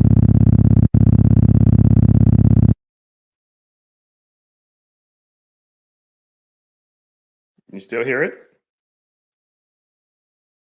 No, I think it's me. I think it's yeah, exactly. I'm using everybody. It's coming from me. So you go ahead. While you speak, let me go in and out. So look, here's the thing: the incoming administration shouldn't waste their time getting bogged out in this whole audit, investigation, and asset recovery. For auditing, what they need to do is they need to audit the ministry just to kind of just to understand what they have in the state coffers, just to understand what they're working with. In terms of individual audits, they should actually look at the high-profile people and not, pretty much everybody. But here's the thing: so asset recovery takes time, right? It really, really takes time. Sani Abacha was in power back in 1993. And the reason why I'm talking about this is because when the team that came from, Arthur Johnson, Serena Cephas, and my other man, Lafayette, when they all came over here, we connected them with, I think, one of the third largest law firm in the U.S. was actually going to help them with this asset recovery thing. So we've been in that position where we've seen this whole asset recovery thing. It takes time. Sani Abacha, who was in power from 1993, I think he left in 1998. When the incoming administration started investigating him and his family, they got tied up in a lawsuit that lasted almost like 5 years. The whole asset recovery thing. Eventually, they ended up getting about 200 and something million from this place called Jersey, the island nation of Jersey, and another 300 and something million from Switzerland. But all of that took a long time because the FBI got involved. The money was actually frozen. But when you look at the time they instituted the whole asset recovery point to up to about 2019 when they finally got it, that took almost about 7-8 years, even longer than that, probably up to about 10 years. So if this administration came in, tried to do the whole asset recovery thing, they're not going to have enough time to get it done. So it may just be something ongoing. So what they need to do, and I hope someone would pass this information on to them, firsthand information. They need to outsource it. They're not going to have the expertise to actually do the money trail because people who are moving money out of the country, they're actually using SWIFT, right? It's not like here in the US where we use ACH or we use FedWire. They're actually using SWIFT. And if you try to get SWIFT records directly from the CBL or try to get it directly from SWIFT, Society for Worldwide Interbanking, I'm not going to go through the whole acronym, but if you try to get the records, SWIFT is not going to give it to you. So you have to try to get it from the central bank. Here's the other problem you're going to run in. You're discussing audit, investigation, asset recovery right now. You don't have this sort of interconnected computer system where everything is online and everything is backed up. Government officials are actually running some of their offices off a laptop. You're not going to have access to that laptop. You're not going to have access to a whole lot of record. It's going to be extremely difficult for you to audit these people. You're saying it now, and these people are probably destroying records. It's not like over here in the U.S. where when the U.S. saying they're going to investigate you to put an immediate freeze on you touching any records because it's even a crime for you to destroy records. But most of the U.S. stuff is online. That's why when Hillary Clinton had that little private server, it became such a big deal because it wasn't going through the U.S. system where the U.S. had a backup of everything she was doing. Liberian government doesn't have that kind of interconnected computer system where somebody can say, oh, I'm going to do an audit trail, and you can see how money is moved through ministries. Take, for example, Ellen Cochran. I remember one time when Ellen Cochran was discussing how she was managing the airport. She was telling us how she was paying people out of her pocket. She was keeping record on. Absolutely ridiculous. Never heard of such a thing. So asset recovery investigation is going to be extremely painful because there's not a lot of audit trails in Liberia. But they still need to do at least audit of the different ministries. They can do that. Outsource the whole asset recovery. You want to say outsource is what that means? You can sell this asset recovery thing to somebody else. There are companies out there who do what is called asset finance, asset recovery financing. You can outsource it directly to them. So you don't have to deal with all that mess, right? You outsource it to them. They pay you, they give you a percentage of anything they recover, and let them chase that. Right? So it doesn't tie up the administration with the whole asset recovery thing because it's so time consuming. So I just wanted to kind of mention that. Hopefully they would listen, they would outsource it. There are companies who out there, I believe that in Liberia right now, very good at this stuff. They were the ones who chased the money that Saddam Hussein stole from his people. They have experience doing that. You also have Kroll. Kroll is right there in Liberia. Those guys have a ton of forensic accounting background. You also have brother Alex Coffee Brown. Send for the man. Send for the technical people who understand this that you can come there and help you do it and get it done. If you don't understand the banking system, how to do the audit trails and all that stuff, you're going to be wasting your time. Nigeria managed to recover almost 800 million with the help of the US FBI, and they did it because they had a much better financial system. They had a much better audit trail. There are people in Liberia running around with laptops. How are you going to audit them if you destroying the laptop? So that's just hey, Larry, I want to agree with you when it comes to that. But if you're moving money out of the country, the U.S. is monitoring any dollar transaction. So in that way, you don't think they could run a trail? Just like you said, outsource it to some agency and let them do it? Unfortunately, if the U.S. tries to get the records from SWIFT, they're not going to be very successful. Because SWIFT as a private entity, you would need like brother Flomo just said, prima facie, right? You can't just arbitrarily give that information. You have to start with some type of warrant. But SWIFT is not going to give you that information. I can tell you that for a fact. If they were using the Federal Reserve Bank FedWire system, now that is a different story because the U.S. has control of that. But I don't think the U.S. would only get involved if the FBI got involved and there was some, and the FBI had information that could take to SWIFT, and then they can demand some of the records.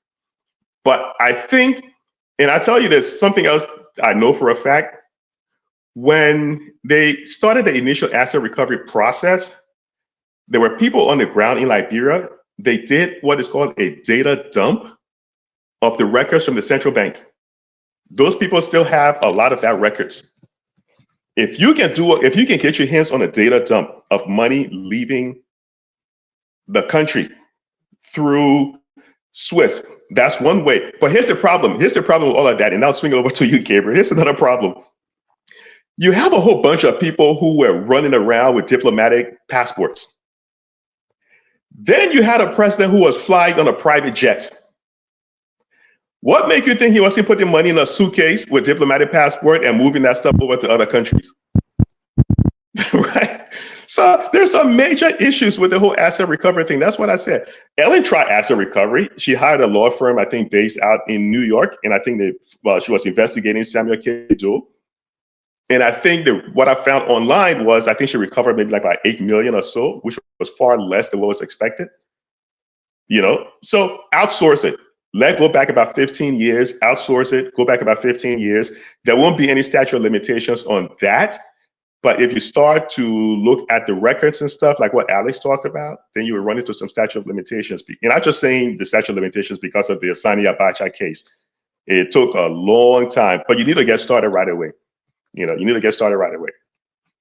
So Yeah. US ability to grasp the record, if I can tell you that. Yeah, Larry. Thank you. Let me jump in on this. For me, what I advocate is let the process continue. We have the process, we have the system, we have the products, we have the institution. Let the institution be around election. Let the president and the legislature have the political will to allow the people to do it. And we just move forward. The processes are there. Asset recovery in this context is to recover, to repatriate. That takes a longer time. But in Liberia, there have been some domestic, if you may call it asset recovery, things may be coming, right? Things will come true. Because I would say that through the audit reports, through the legislative processes that was conducted, the last round of processes that were conducted, some people, some former government officials are actually, I haven't checked it whether they stay paying, but they were paying. They were restituting the money. They were actually paying. Actions were taken on them, and they were paying. But that was the process. And it started at some point in Ellen government, where it started, and it flipped over to the new government. And then the new government started this erecting this asset recovery thing that got nowhere. But like I said, GAC has tons of report. As long as, to the best of my, once again, I'm not a lawyer. I'm not a law and what do you call it? Criminal justice person. I'm a financial crime investigator, right? Of course, I was an auditor before working with PricewaterhouseCoopers, and I've done too many different things in my life, right? In my experience. But part of my experiences is criminal financial crimes investigator. So I understand, to the extent of doing some of my work, I understand some of the limitations and stuff like that. And that's where I speak from, right? Now, to the best of my understanding, the audit reports are there. We can bring the audit reports. Some of them are at the legislature. They're already there. They can act on them. All right. But like Flumo said, investigation can continue for how long? But when you complete the investigation and you sign off, action begins. Prosecution begins. So you can take 10 years to investigate, and through your investigation, you can go back as far as 25 years because you are still investigating, right?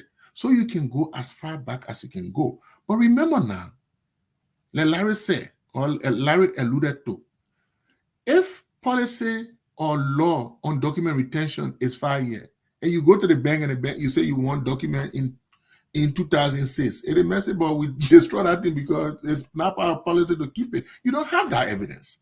And these are some of the things we're talking about, right? You don't have that evidence. But, Larry, the process should continue under the new government. The process should be allowed. The audits that were conducted under, whether it's Ellen, whether it's WIA, the audit reports that were conducted must be added and acted upon.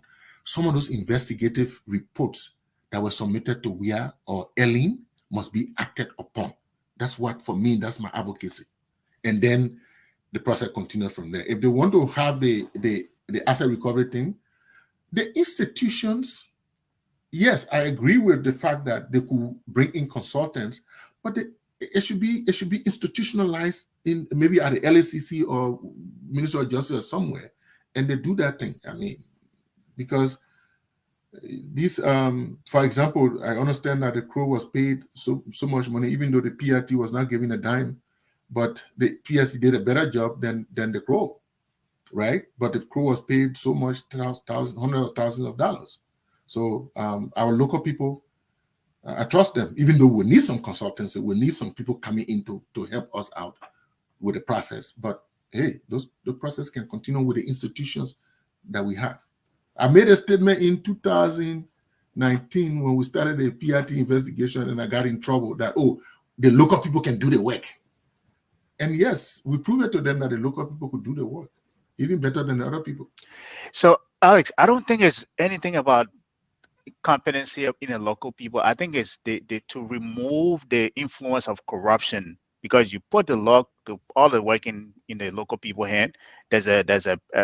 I can influence that. People can influence that in terms of what you have a perfect example on that with the FIU, where there are a report that's supposed to go higher up, and those got blocked, right? If you outsource that, like Larry said, you take, because it's so important, there's so much assets you want to recover, you take that aspect of it away. You cannot go say, oh, you want to bribe Scroll or whatever external entity that they bring in to do the report. Now everything, every other work, you can give it to them, but especially the asset recovery, I would agree with Larry that it needs to be outsourced, to take that aspect of corruption, you being able to influence those people away from it. And let me I do have that. mention that. But the problem is that you still got to work with the consultants or the people with the company. They will have to work with the people because there has to be a discovery upon which. I know, and I received about 800 or something million, and I think I see Sam will saying like this 3.6 billion, but I think it's what I said. I'll say it again. I don't believe they received 3.6 billion from Switzerland and the island nation of Jersey. I said received 7 billion from Switzerland and the island nation of Jersey, not in terms of all the other countries that they received money back from. So if he's saying they received 3.6 billion just from Switzerland and the island nation of Jersey, then I stand corrected, because I was only referring to those two entities, those two countries when I mentioned it. But there are a lot more countries that Sani Abacha people have actually sent money to. And yeah, definitely outsource it. You don't have the expertise to actually do all of this stuff. But to Alex's point, definitely take a look at some of the audit reports, because it will give you the weight that you can bring down to the Department of Jersey over here in the US. You can take over to the UK. You can take over to these other countries, and you can use that now for the asset recovery. Because without some of those audits, you're going to run into an issue in terms of the legal standing to actually do some of this stuff. But yeah, and I think we can move on to the next one now, because I know Gabriel wants to talk about laws and institutions. So, Alex, since you work in the FIU in the government, can you talk to us about some of the institutions that are there? I think there are so many institutions. There's LAG, there's GAG, there's so many other that I think they need to be streamlined to make the process a lot smoother. In terms of, if let's say we only had just GAG doing the investigation, they can do the investigation, send it to the FIU, or send it to the minister of, the justice minister, and they're refining to. But you have GAG will do their own, and you have LAG does this one, and they have like. So can you talk to us about the institutions that are there and what their responsibility are in terms of mitigating some of the risk that we have with corruption? Yeah, so like I said it earlier, but I kind of packed it with other things I was saying. So let me unpack it. So we have, like I said, we have the Public Procurement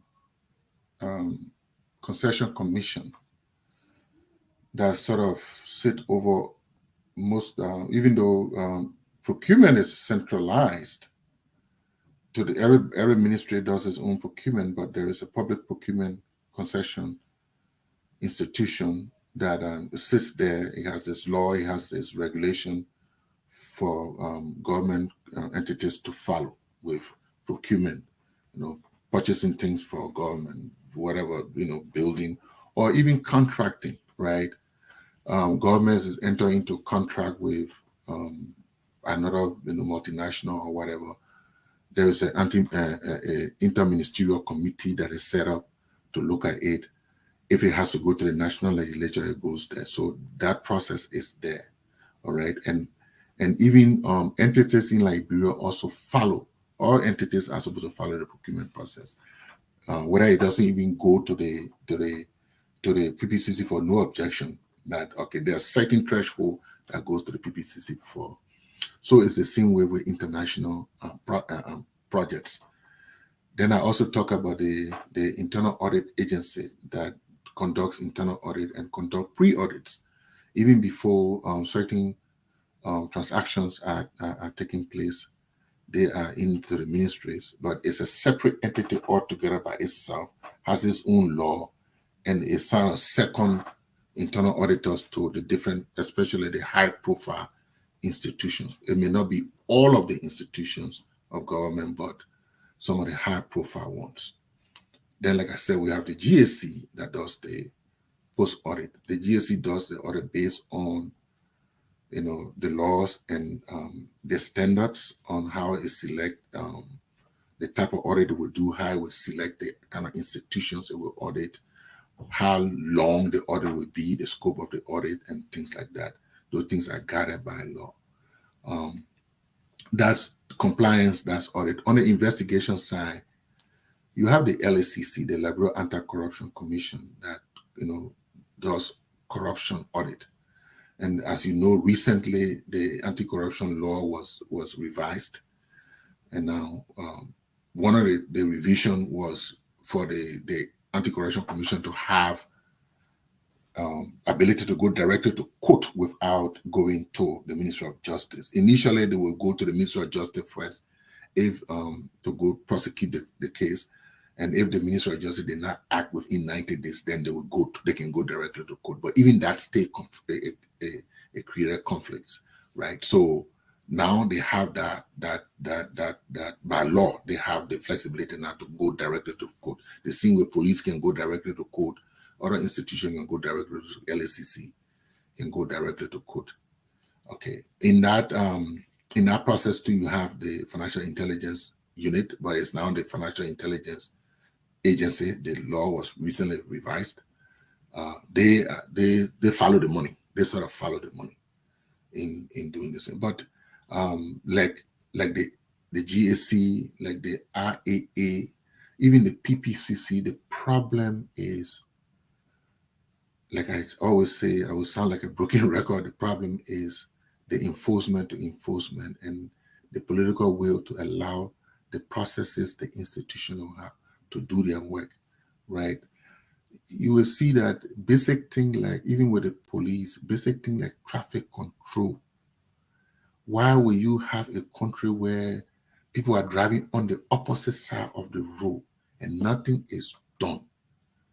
Why will you have somebody, a taxi driver, come to the junction, to the intersection and start there? And other cars are coming in cannot pass because he collecting passenger or he collecting, then policemen speeding there. Camera gets bandy all around. I've got one question for you. No, but for them to be at the junction of a major road, they will line up there, they're waiting for passenger, and you can't come in. One time in Morovia, just one joke. One time in Morovia, and to the junction, we can't come in. So I got out of my car, and when he saw, so I had that time was the head of the FIU, so we have our badges. So I put my shirt in a little bit with a badge. So I came to him. He saw my badge. So he started going away. He saw me too, because normally those people with badge with color clothes are serious police officers, right? Senior police officers. So he saw that he started running away. But here's the question. Yeah, I think this is the big question in the room today. We're talking about asset recovery. Everybody is concerned about that. But if that were you, what were the first few things you would address in the country taking over? If I was in Joe Baka's shoes, That's right. that's a good one. Me, the first thing I would do, because there are few things on my bucket list. The first thing I would do, I would form a competent government. I will form a government of competent people, people who have records to show that they've performed in their specific areas. The only agency in Liberia where you have to, the only executive agency in Liberia where you have to be in AFI is the Minister of Justice. You have to be a lawyer because you can go to court. But the other ministries and things there, I mean, not necessarily you have to be a pilot before I appoint you to the airport, for example. But you will be looking for technocrats as well as people who have managerial administration ability, people who can lead, people who can turn organizations around to fix organizations. Those are people I look for. Then the deputies, I will put the real technocrats there, right? That's the first thing. And then in that process too, I will challenge them with a performance. You and myself have to have a conversation. This is within the context of the what this institution has to do. This is what you have to achieve. Because now remember, now when we turn it, that's why we have the transition process. Because part of that transition process is to get those institutions, the state of health of those institutions, how those institutions are standing now. And based on the agenda and all that stuff, you will have to sit down with the person. If I have appointed Jimmy as my health ministry, there are certain things that we already know that your first 100 days, this is what you have to do. And I will have to checkmate you on that every time, right? The next thing I would do is make sure that the rule of law is working. The little things, right? My police director, if I get here, say somebody block the road or somebody crossing on the tail road, on the other side of the lane, who's not supposed to be there. You and myself having a conversation. Because you know what? There are other librarians that are lined up for that job, qualified librarians that are lined up for that job. Yeah. Right? Because when we're doing it, the list for the employment, we put police director, we put maybe 3 or 4 persons there waiting. So when you privileged to work there, I will hold you accountable. My third thing I'll look at is this whole corruption and stuff. I will make sure I empower the anti-graft organizations to do their work. And I will challenge them to do their work, right? Because once you don't have all these different interests, but they say, give me power, then I will know your true color. Yeah. But again, we've seen other leaders in this world that have risen up to the occasion and saved their countries. So if you talk about 3 things, those are the 3 things I would do for it. Yeah, I know the education thing is there, the health things are there, the roads are there, the electricity issues are there. But these are the first 3 things I will focus on. And then when you come to project now, I will look at, but in order of priority, then I will start looking at those projects, whether it's agriculture, whether it's roads and stuff like that. I would do it. But corruption has eaten our society so much that is why that we must fight corruption back. That is why those 3 things are my key focus, even in the first 30 days. Wonderful. How about you? Wonderful statement. Are you talking to me? Yeah. Well, First 3 things. my first 3 things, if I were in the position of Ambassador Barker, number 1, we want to ensure that the rule of law be eminent, the rule of law. Yeah. And the only way to do so is to get a real technocrat within that position when it comes to the rule of law, like your Solicitor General or who happens to be the Minister of Justice. That's one, the rule of law. Because when the rule of law is eminent, it create attraction. For example, if you want to go in the outside world and invite people to come and invest in Liberia, the rule of law, when those people realize that the rule of law is eminent, that means we don't joke with the rule of law. We deal with the rule of law according to the book, It create attraction. Security, my second priority. Security, security and security. We need security 24 hours. Investors who come into your country to develop to invest. We will create development and job for your people. Those people want to feel that we have, want to believe and see that we have good security system where their resources will be protected, their lives and their property will be protected, their investment will be protected. They want to see the rule of law. And the third thing that I will be focused on, which has to do with the healthcare system. That will be a major priority. Those are my three things. The healthcare system. I will begin uh, putting somebody in charge of the health ministry, somebody who is knowledgeable in that direction, somebody who has a proven track record that who has the ability of good administration when it comes to health sector. Because when you have a good health system, it creates longevity in the people's life. You know, it increases the lifespan of our nation because people have access to good health care. So those are my three things: the rule of law, security, and healthcare. Those will be my first three priority. Yeah. Yeah. Hey, Gabriel, are you in the background? Gabriel? Okay. Yeah. Um, Yes, I'm here. Sorry about that. I was yeah. listening, but I was kind of distracted. Uh, excuse me. Where's everybody else? Everybody's gone. Um, okay. So, all right. So I think, oh man, we're way out over time. All right. So with that, let's go to some of the let's go to some of the comments here so we can wrap up. Yeah. Yeah, man. Uh, okay, perfect. Man, there's a whole lot of them. I don't know if we can even cover all of them. Okay.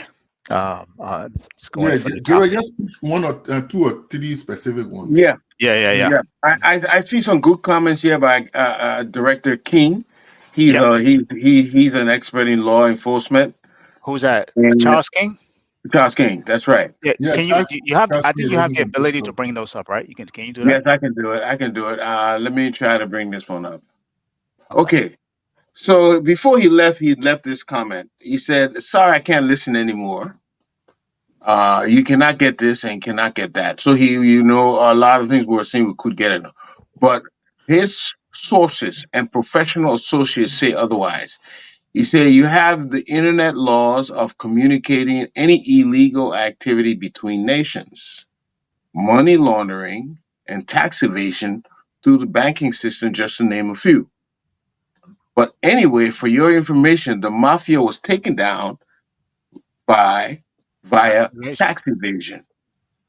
So he is saying that even though Larry was mentioning that the SWIFT system that performs international transfers is kind of a tight knit system. You will have to gain permission.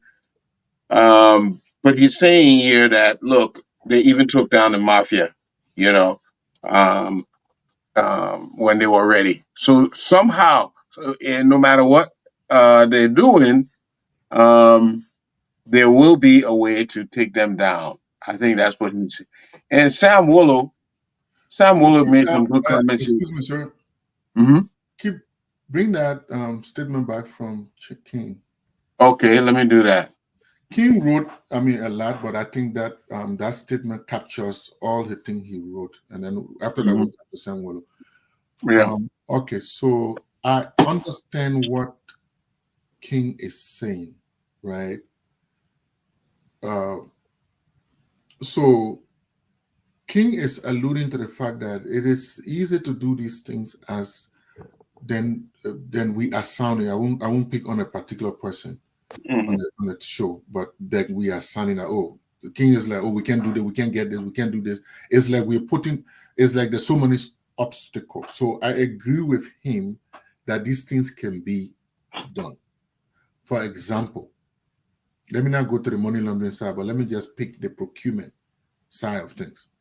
When I was in Liberia, people always say, oh, the procurement process, no, they did it. So because they want to circumvent the procurement process. And those institutions I found myself in, whether as a consultant or a head, I proved to them that the procurement process can even be, Excuse me. if you want it to work, it will work within a time frame it can work. Don't put obstacle in it. So back to Charles' point, we have the processes in Liberia. They do work. Now, Jimmy, you were talking about the SWIFT system. I don't know. The information is available. For example, through the FIU process, whether you transfer money out of the country, you transfer money in the country, the information is available. It is there.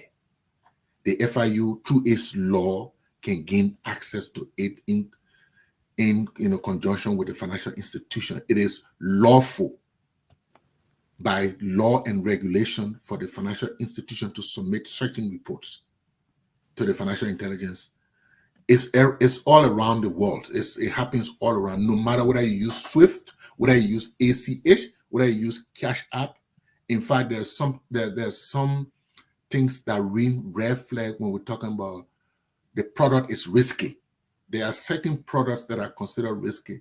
So even, and Gabriel know this because he's a banker, there are certain products that you use, immediately a report will flag. So, and it happens in Liberia as well. These systems are built, these compliance systems are built within a different. The only problem, once again, is when we build a culture of impunity, then the institutions seem not to respect the process and the laws that are there. That's right.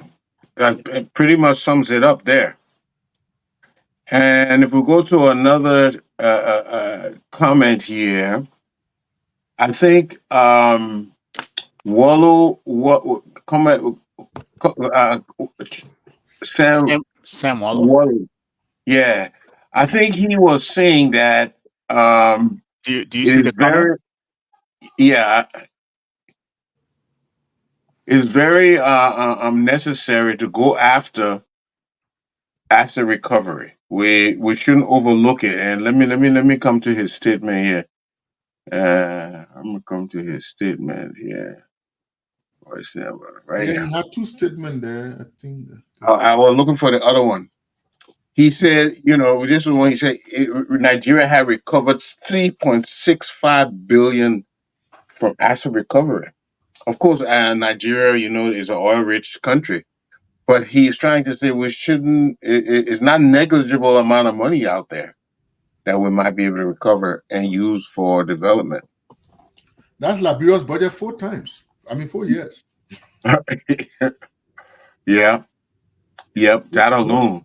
But then he wrote something else. Like, if you come down, he wrote something else. Samuel wrote something else. He said, those who who continue to undervalue recovery of stolen wealth. Yeah. Yeah. Okay. So to chime in on what Wallo is saying, he is correct, because we shouldn't undervalue, we shouldn't devalue or whatever the processes. Let the process work, and let the chips fall where they belong. And for me, that's my advocate. So I agree with him. We have the processes like I've outlined here. We have the processes, let them work. Asset recovery is more of repatriating, but we have a process where domestically people can restitute if they are phone culpable. They can serve both. They can restitute and then also serve J10. And there can be bargaining, of course, plea bargaining and all that stuff. Okay, if you pay within this, they will do this, will do that. The one is for the courts, not me. But I have seen people restitute money in Liberia based on audit report that was taken, that were adjudicated somehow by process, the public account process at the legislature, right? Those things can happen. Now, on the asset recovery side, like I said, there got to be a discovery for it to happen.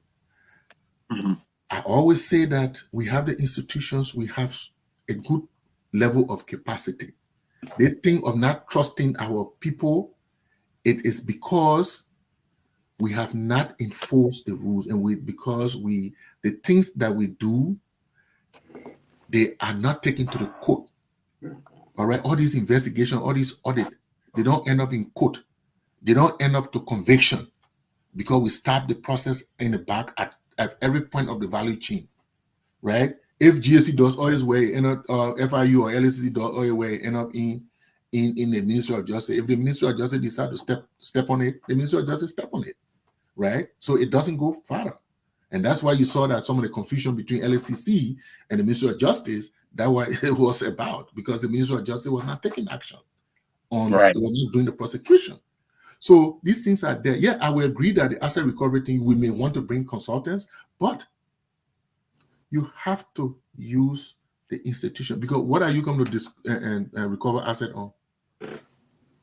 It's when the cases go to court and the indictment issue and the person is found guilty and the proceeds of crime is located abroad, then you have to go for. If it's located in country, you have the process to confiscate it right away.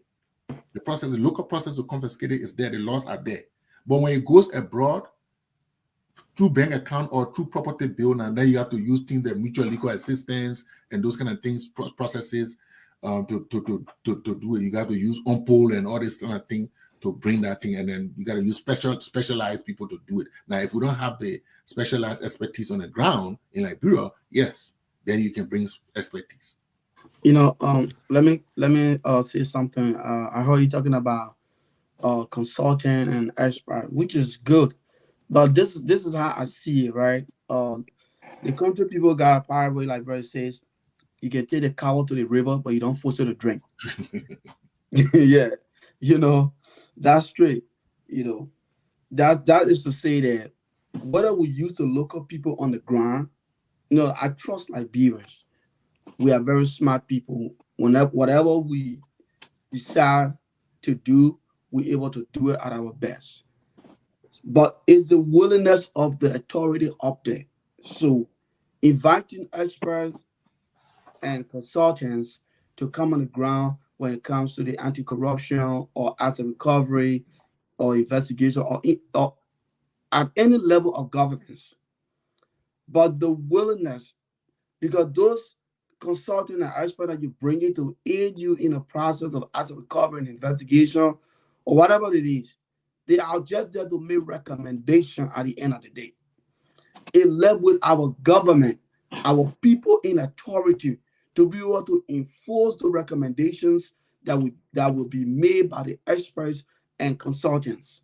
So my point is, whether we bring expert or consultants, do we have the willingness? Do we have the people on the top there? Are they going to be willing to enforce the recommendations that will be made at the end of the day?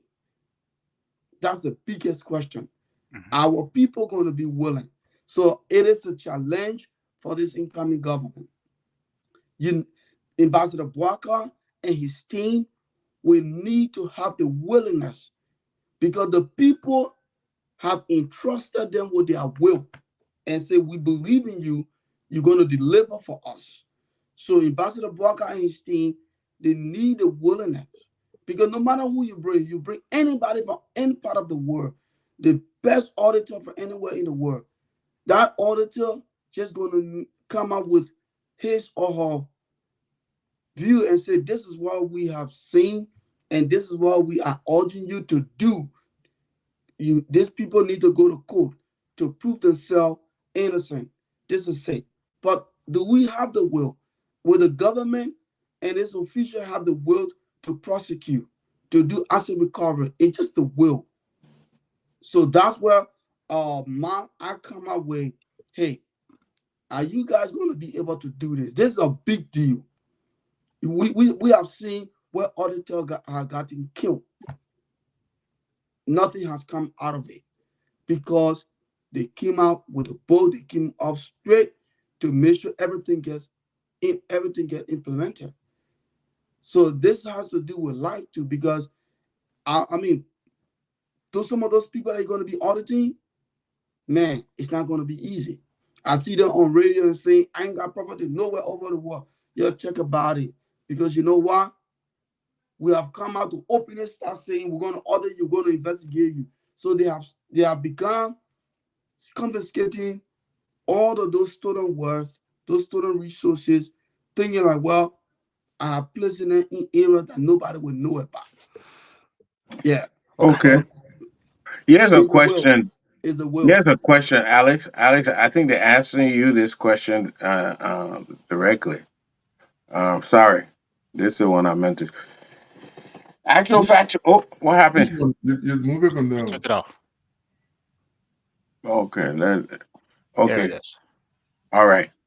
Actual factual. Yes, there are all these institutions and processes, Alex. But how many successful cases can we look back to and nod that those institutions and processes are effective? That It is Okay, seems like not let that me many. let me look at that question, but let me recognize Charles King say he's back. And then also let me answer that question in conjunction with Sam Wallow's um, first to the last question. I mean statement. Mm-hmm. He said you don't have the experts in country, nor the infrastructure, Yeah, way nor back there. resources. Then he went on to say you need to start with heavy involvement of external experts.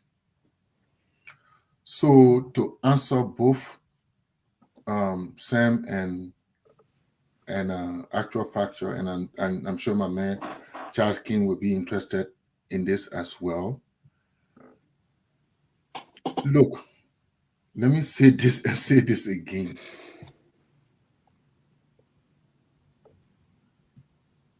We have the processes directly to actual factual.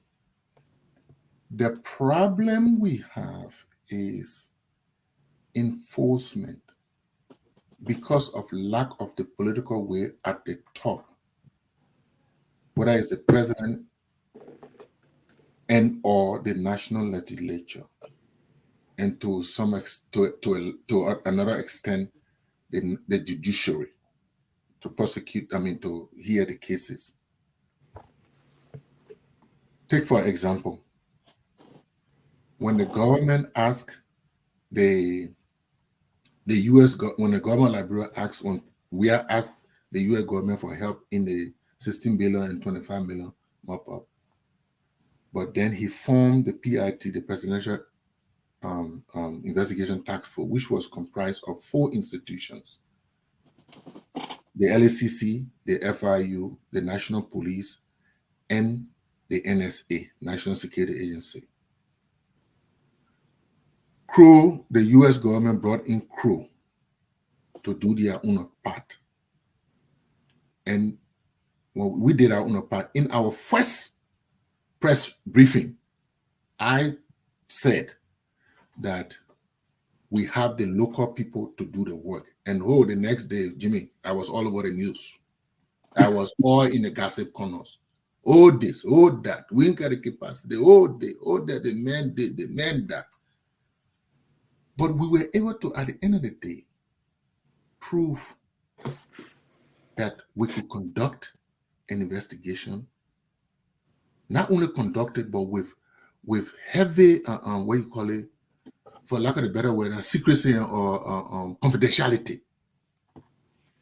Even we were surprised as our confidentiality. We conducted a report and ended up in court, right? But again, you will note that the 3 brothers the 3 Hebrew brothers that were sanctioned, one of them was sanctioned because of what happened to that case at the end of the day in a court, right? So we do all our work, as experts investigators. It goes to prosecution. Prosecution verifies it. They ask for more evidence. We give it to them. They go to court, and they have the ability to win that case. But something happened in the court. So will you say that you don't have the expert on the ground? In that scenario, what's the issue? You do a 25 million report because of timing issue, because the country wants to issue a report before there's something to say, okay, after we issue the report, we'll come back and conclude the investigation. And somebody says, no, they care to LECC. LECC, no, they take it to GSC. How do you do that? How do you hold that? Local people can do local work. But however, I'm not saying we can involve consultants, experts. In specific instances, we can involve experts. But mind you now, Liberian experts, not only locally, because they have Liberian experts abroad too. So we can call on them. Yeah. We can call on Liberian experts abroad. People like Sam Wallow there, people like Charles King, and we can call them up to in specific instances. They can avail themselves to those short-term consultancy, and when they finish that job, they get paid and they go back to their life wherever they are. And we can also call foreign experts if we don't have the expertise on the ground for specific instances. But we've gone away from this thing where we brought experts in the country. We've gone away from this thing. Liberians have experts both locally and abroad, but there will be a need to interspan. Even America, even the great United States of America, they do bring experts from different countries, from China and different countries. So yes, that's what I was saying. I'm not saying we don't have it on the ground. That's why I said, that's what I talk about, the will. You guys did a great job. It went to court, but at the end of the day, is a pronouncement, for example, a pronouncement of a sincere guilty verdict. What are you going to be? What are you going to come down on the people? When I say sincere guilty verdict, it means that the authority involved, the judiciary, whether they were able to implement their functionality to the letter, because you are, as a financial crime investigator, you did your job, you come out with prima facie, you put everything together on the docket and forward the suspect to court.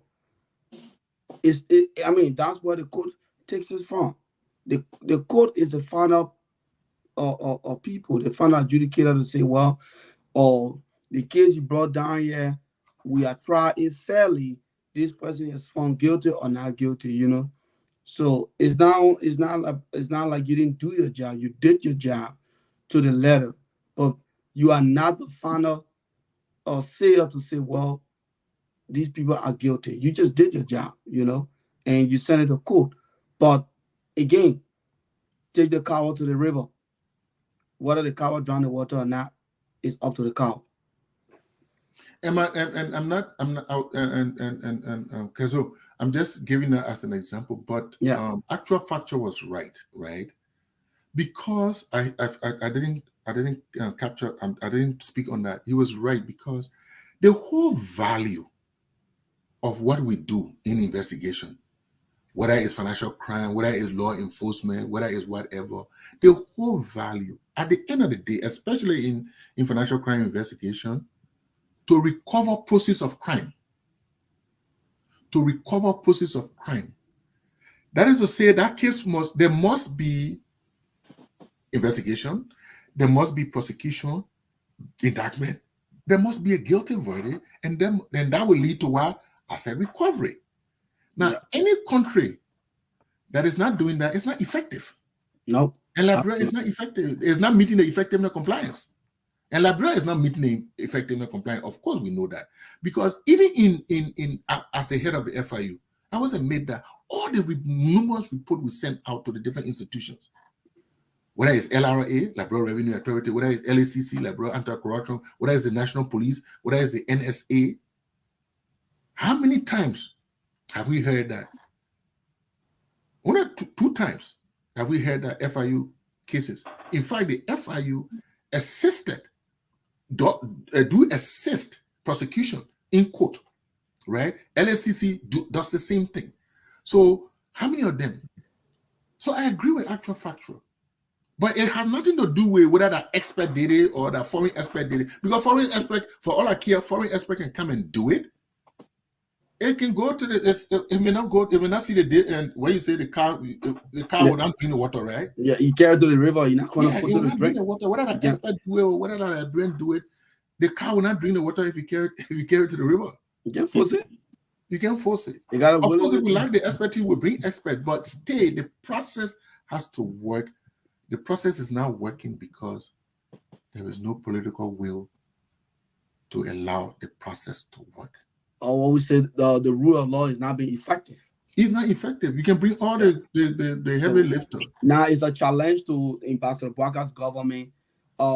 If he wants to set a legacy, a great legacy that he will forever be remembered, he should take priority, seriousness when it comes to the effectiveness of the rule of law, security, and there are a lot of things, but just to mention a few, the rule of law, security, healthcare, these three priorities are he needs to prioritize these things in order to have a great legacy, trade and economics, job creation. These are things he needs to focus on. But as it relates to corruption or anti-corruption, asset recovery, I mean, he needs to create a legacy, great legacy, because the Liberian people has lost faith when it comes to anti-corruption. We have lost faith in those institutions. Even though the Liberian expert who conduct the whole anti-corruption investigation has lost faith in the sense that they know they're going to do the job to the board, they're going to do it to the letter, but the implementation, the willingness of the people in authority to effect the willingness, that's where the problem is. That's what, because if we have an independent judiciary system that wouldn't be listening to the president or listening to anybody and say, I'm gonna do my job for what I'm being hired for. I'm gonna do it to the letter. But those people in the judiciary or those people who supposed to make the final say, some of them are afraid of their life. They don't even want to go out. They'd be like, well, if I'm doing this thing to the letter, I should take consideration of my life. We saw it, the auditors, they were killed in cold blood. You know why? Because those people put a life on the line and say, I will do my job to the letter. So those people who were involved in the audit report, there was no confidentiality. They got a copy of the report before the report even came out. So at the end of the day, the auditors were murdered in cold blood.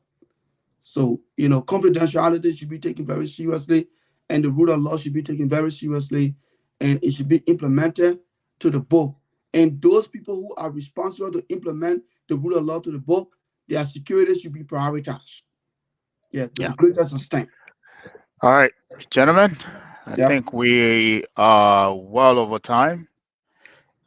Thank you for first. I want to hear your final. Maybe take a minute to hear your final comment, or a minute and a half. I think we were well over time. I think this was a great discussion. We had a lot of interaction.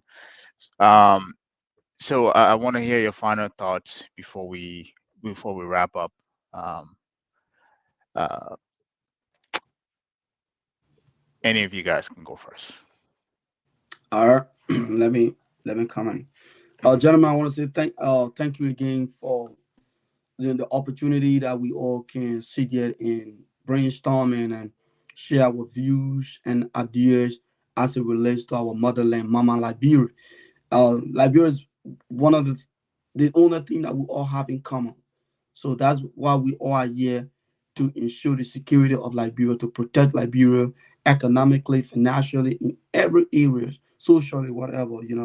So I was we were talking about sanction. I want people to understand, the Liberian community or Liberia as a whole, to understand that sanction is not a bad thing. Okay. It impacts our nation in many ways. Sanctions serve as a deterrence for future criminals, as a deterrence for other government officials, public officials, businesses who want to engage in bad economic practices. So sanction is very impactful. and it benefits the nation as a whole, because anytime a sanction is being implemented and the government, our government takes seriousness to that sanction by listening with the institution that implemented the sanction to get a prima facie and evidence to be able to adjudicate those people who have been sanctioned, it will result to asset recovery. And when the assets are being recovered, it benefits impoverished nation. It goes toward infrastructure development. So sanction is very important, and asset recovery is very beneficiary to the nation. Again, it results to infrastructure development. The funds that are being recovered or those stolen assets goes toward development of the nation. And let me say this to Ambassador Boaka and his team. This is just my recommendation openly. Um, 10 priority to consider in order to leave a legacy, a living legacy. One would be the rule of law. Two, security. Three, healthcare. Four, trade and economics. Five, agriculture. Six, education. Seven, a balanced financial and banking system. And then number eight, anti-corruption. Number nine, job creation. Number 10, infrastructure development. Yeah, infrastructure development. Those Perfect. are just my 10 recommendations, 10 things that I would think that Ambassador Barker, if he takes serious priority to those things, he will leave a living legacy that he will forever be remembered. Yeah, Thank you. thank you, guys. Jimmy or Alex? Yeah, so I will just be very short. The laws are on the books. We have created the institutions. We have created some of the infrastructure needed to enforce the law.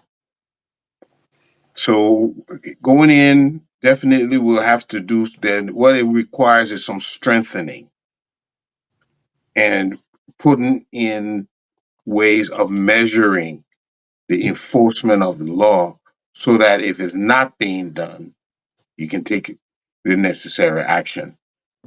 They say what you can't measure. You guys ever, what you can't measure, you can't what? You guys know that old phrase? But everything has to be measurable. Then you will know if you're being successful or not. So why we want to make these institutions effective, we have to be able to measure it. And what are you going to do to measure it? So, and that's what probably been lacking. Measure it, and then if it's not performing, correct it. That's what I leave it. Thank you. Thank you both. Larry. I mean, Alex. But who will measure it? What you can quantify, you can measure. Yeah. We measure it through a performance contract. The president get good tune at the top. How would be? But again, I mean, on my own closing, I know Mr. President-elect Walker's work is caught up for him. There's a lot of stuff to be done, and I hope he will muster the courage to attack these things head on. We definitely don't want business as usual. The culture of impunity has permeated our country so much so that it will be a hard fight, but we have to start. We have to take the right start, right? And so, again, I'm tempted to chime in on with Sanford again with this bringing in people. That is not a wrong thing to do. He says that the criminals, the people who've stolen, have more resources combined than our institutions. So yes, they fight back. That's true. Corruption has a way to fight back. That is why also in a country we need the willingness of all, starting from the top to all branches of government, especially the president. The kind of presidency we have in Liberia is almost imperial. It has a way of even rubbing off on the legislature and the judiciary. But when we have a tune at the top at the presidency, a good tune, a lot of things can fall through. So the deep pocket firms you're bringing, they're not coming to spend their deep pocket money. They are coming for money as well. They have to be paid. For example, when the US government brought Kroll, they paid them hundreds of thousands of dollars. Their report was a scoping report, and they reported that. But the local PIT, Presidential Investigation Team, did their job, and they ended up in the court. How will a big packet firm use their firm money to go to the court to make sure that the judges do their work? It is not a bad thing to bring the big firms. It is not a bad thing to bring consultants where we lack the expertise. It's a good thing to do that. But the process must work in the country first before those firms work make even meaning. Otherwise, they will just come, get paid, and go, because obviously they're not going to use their money to chase the criminals. It's our system, it's our leadership that will make those things happen. It's our willingness, it's our political will that will make those things happen. But to conclusively conclude, to a large extent, we have the talent, but again, we can interspice, like they do in every country, our expertise with foreign consultants and foreign firms to come and help out. I agree with you. Yeah, thank you all, and I think this brings us to. I have nothing to say. I think I have nothing to say. So thank you all for tuning in, the audience, and thank you guys for being part of this discussion. As we always say, whether you agree with what we say here or not, the fact is we're all Liberians. It takes a while to do that, and hopefully we can somehow find it somewhere to get to that level. I have no comment, so I'm just gonna wrap this up. Ciao. See you next week, Saturday. Okay. Yep. God bless you, man. We are Labira. Labira is our home. Labira people.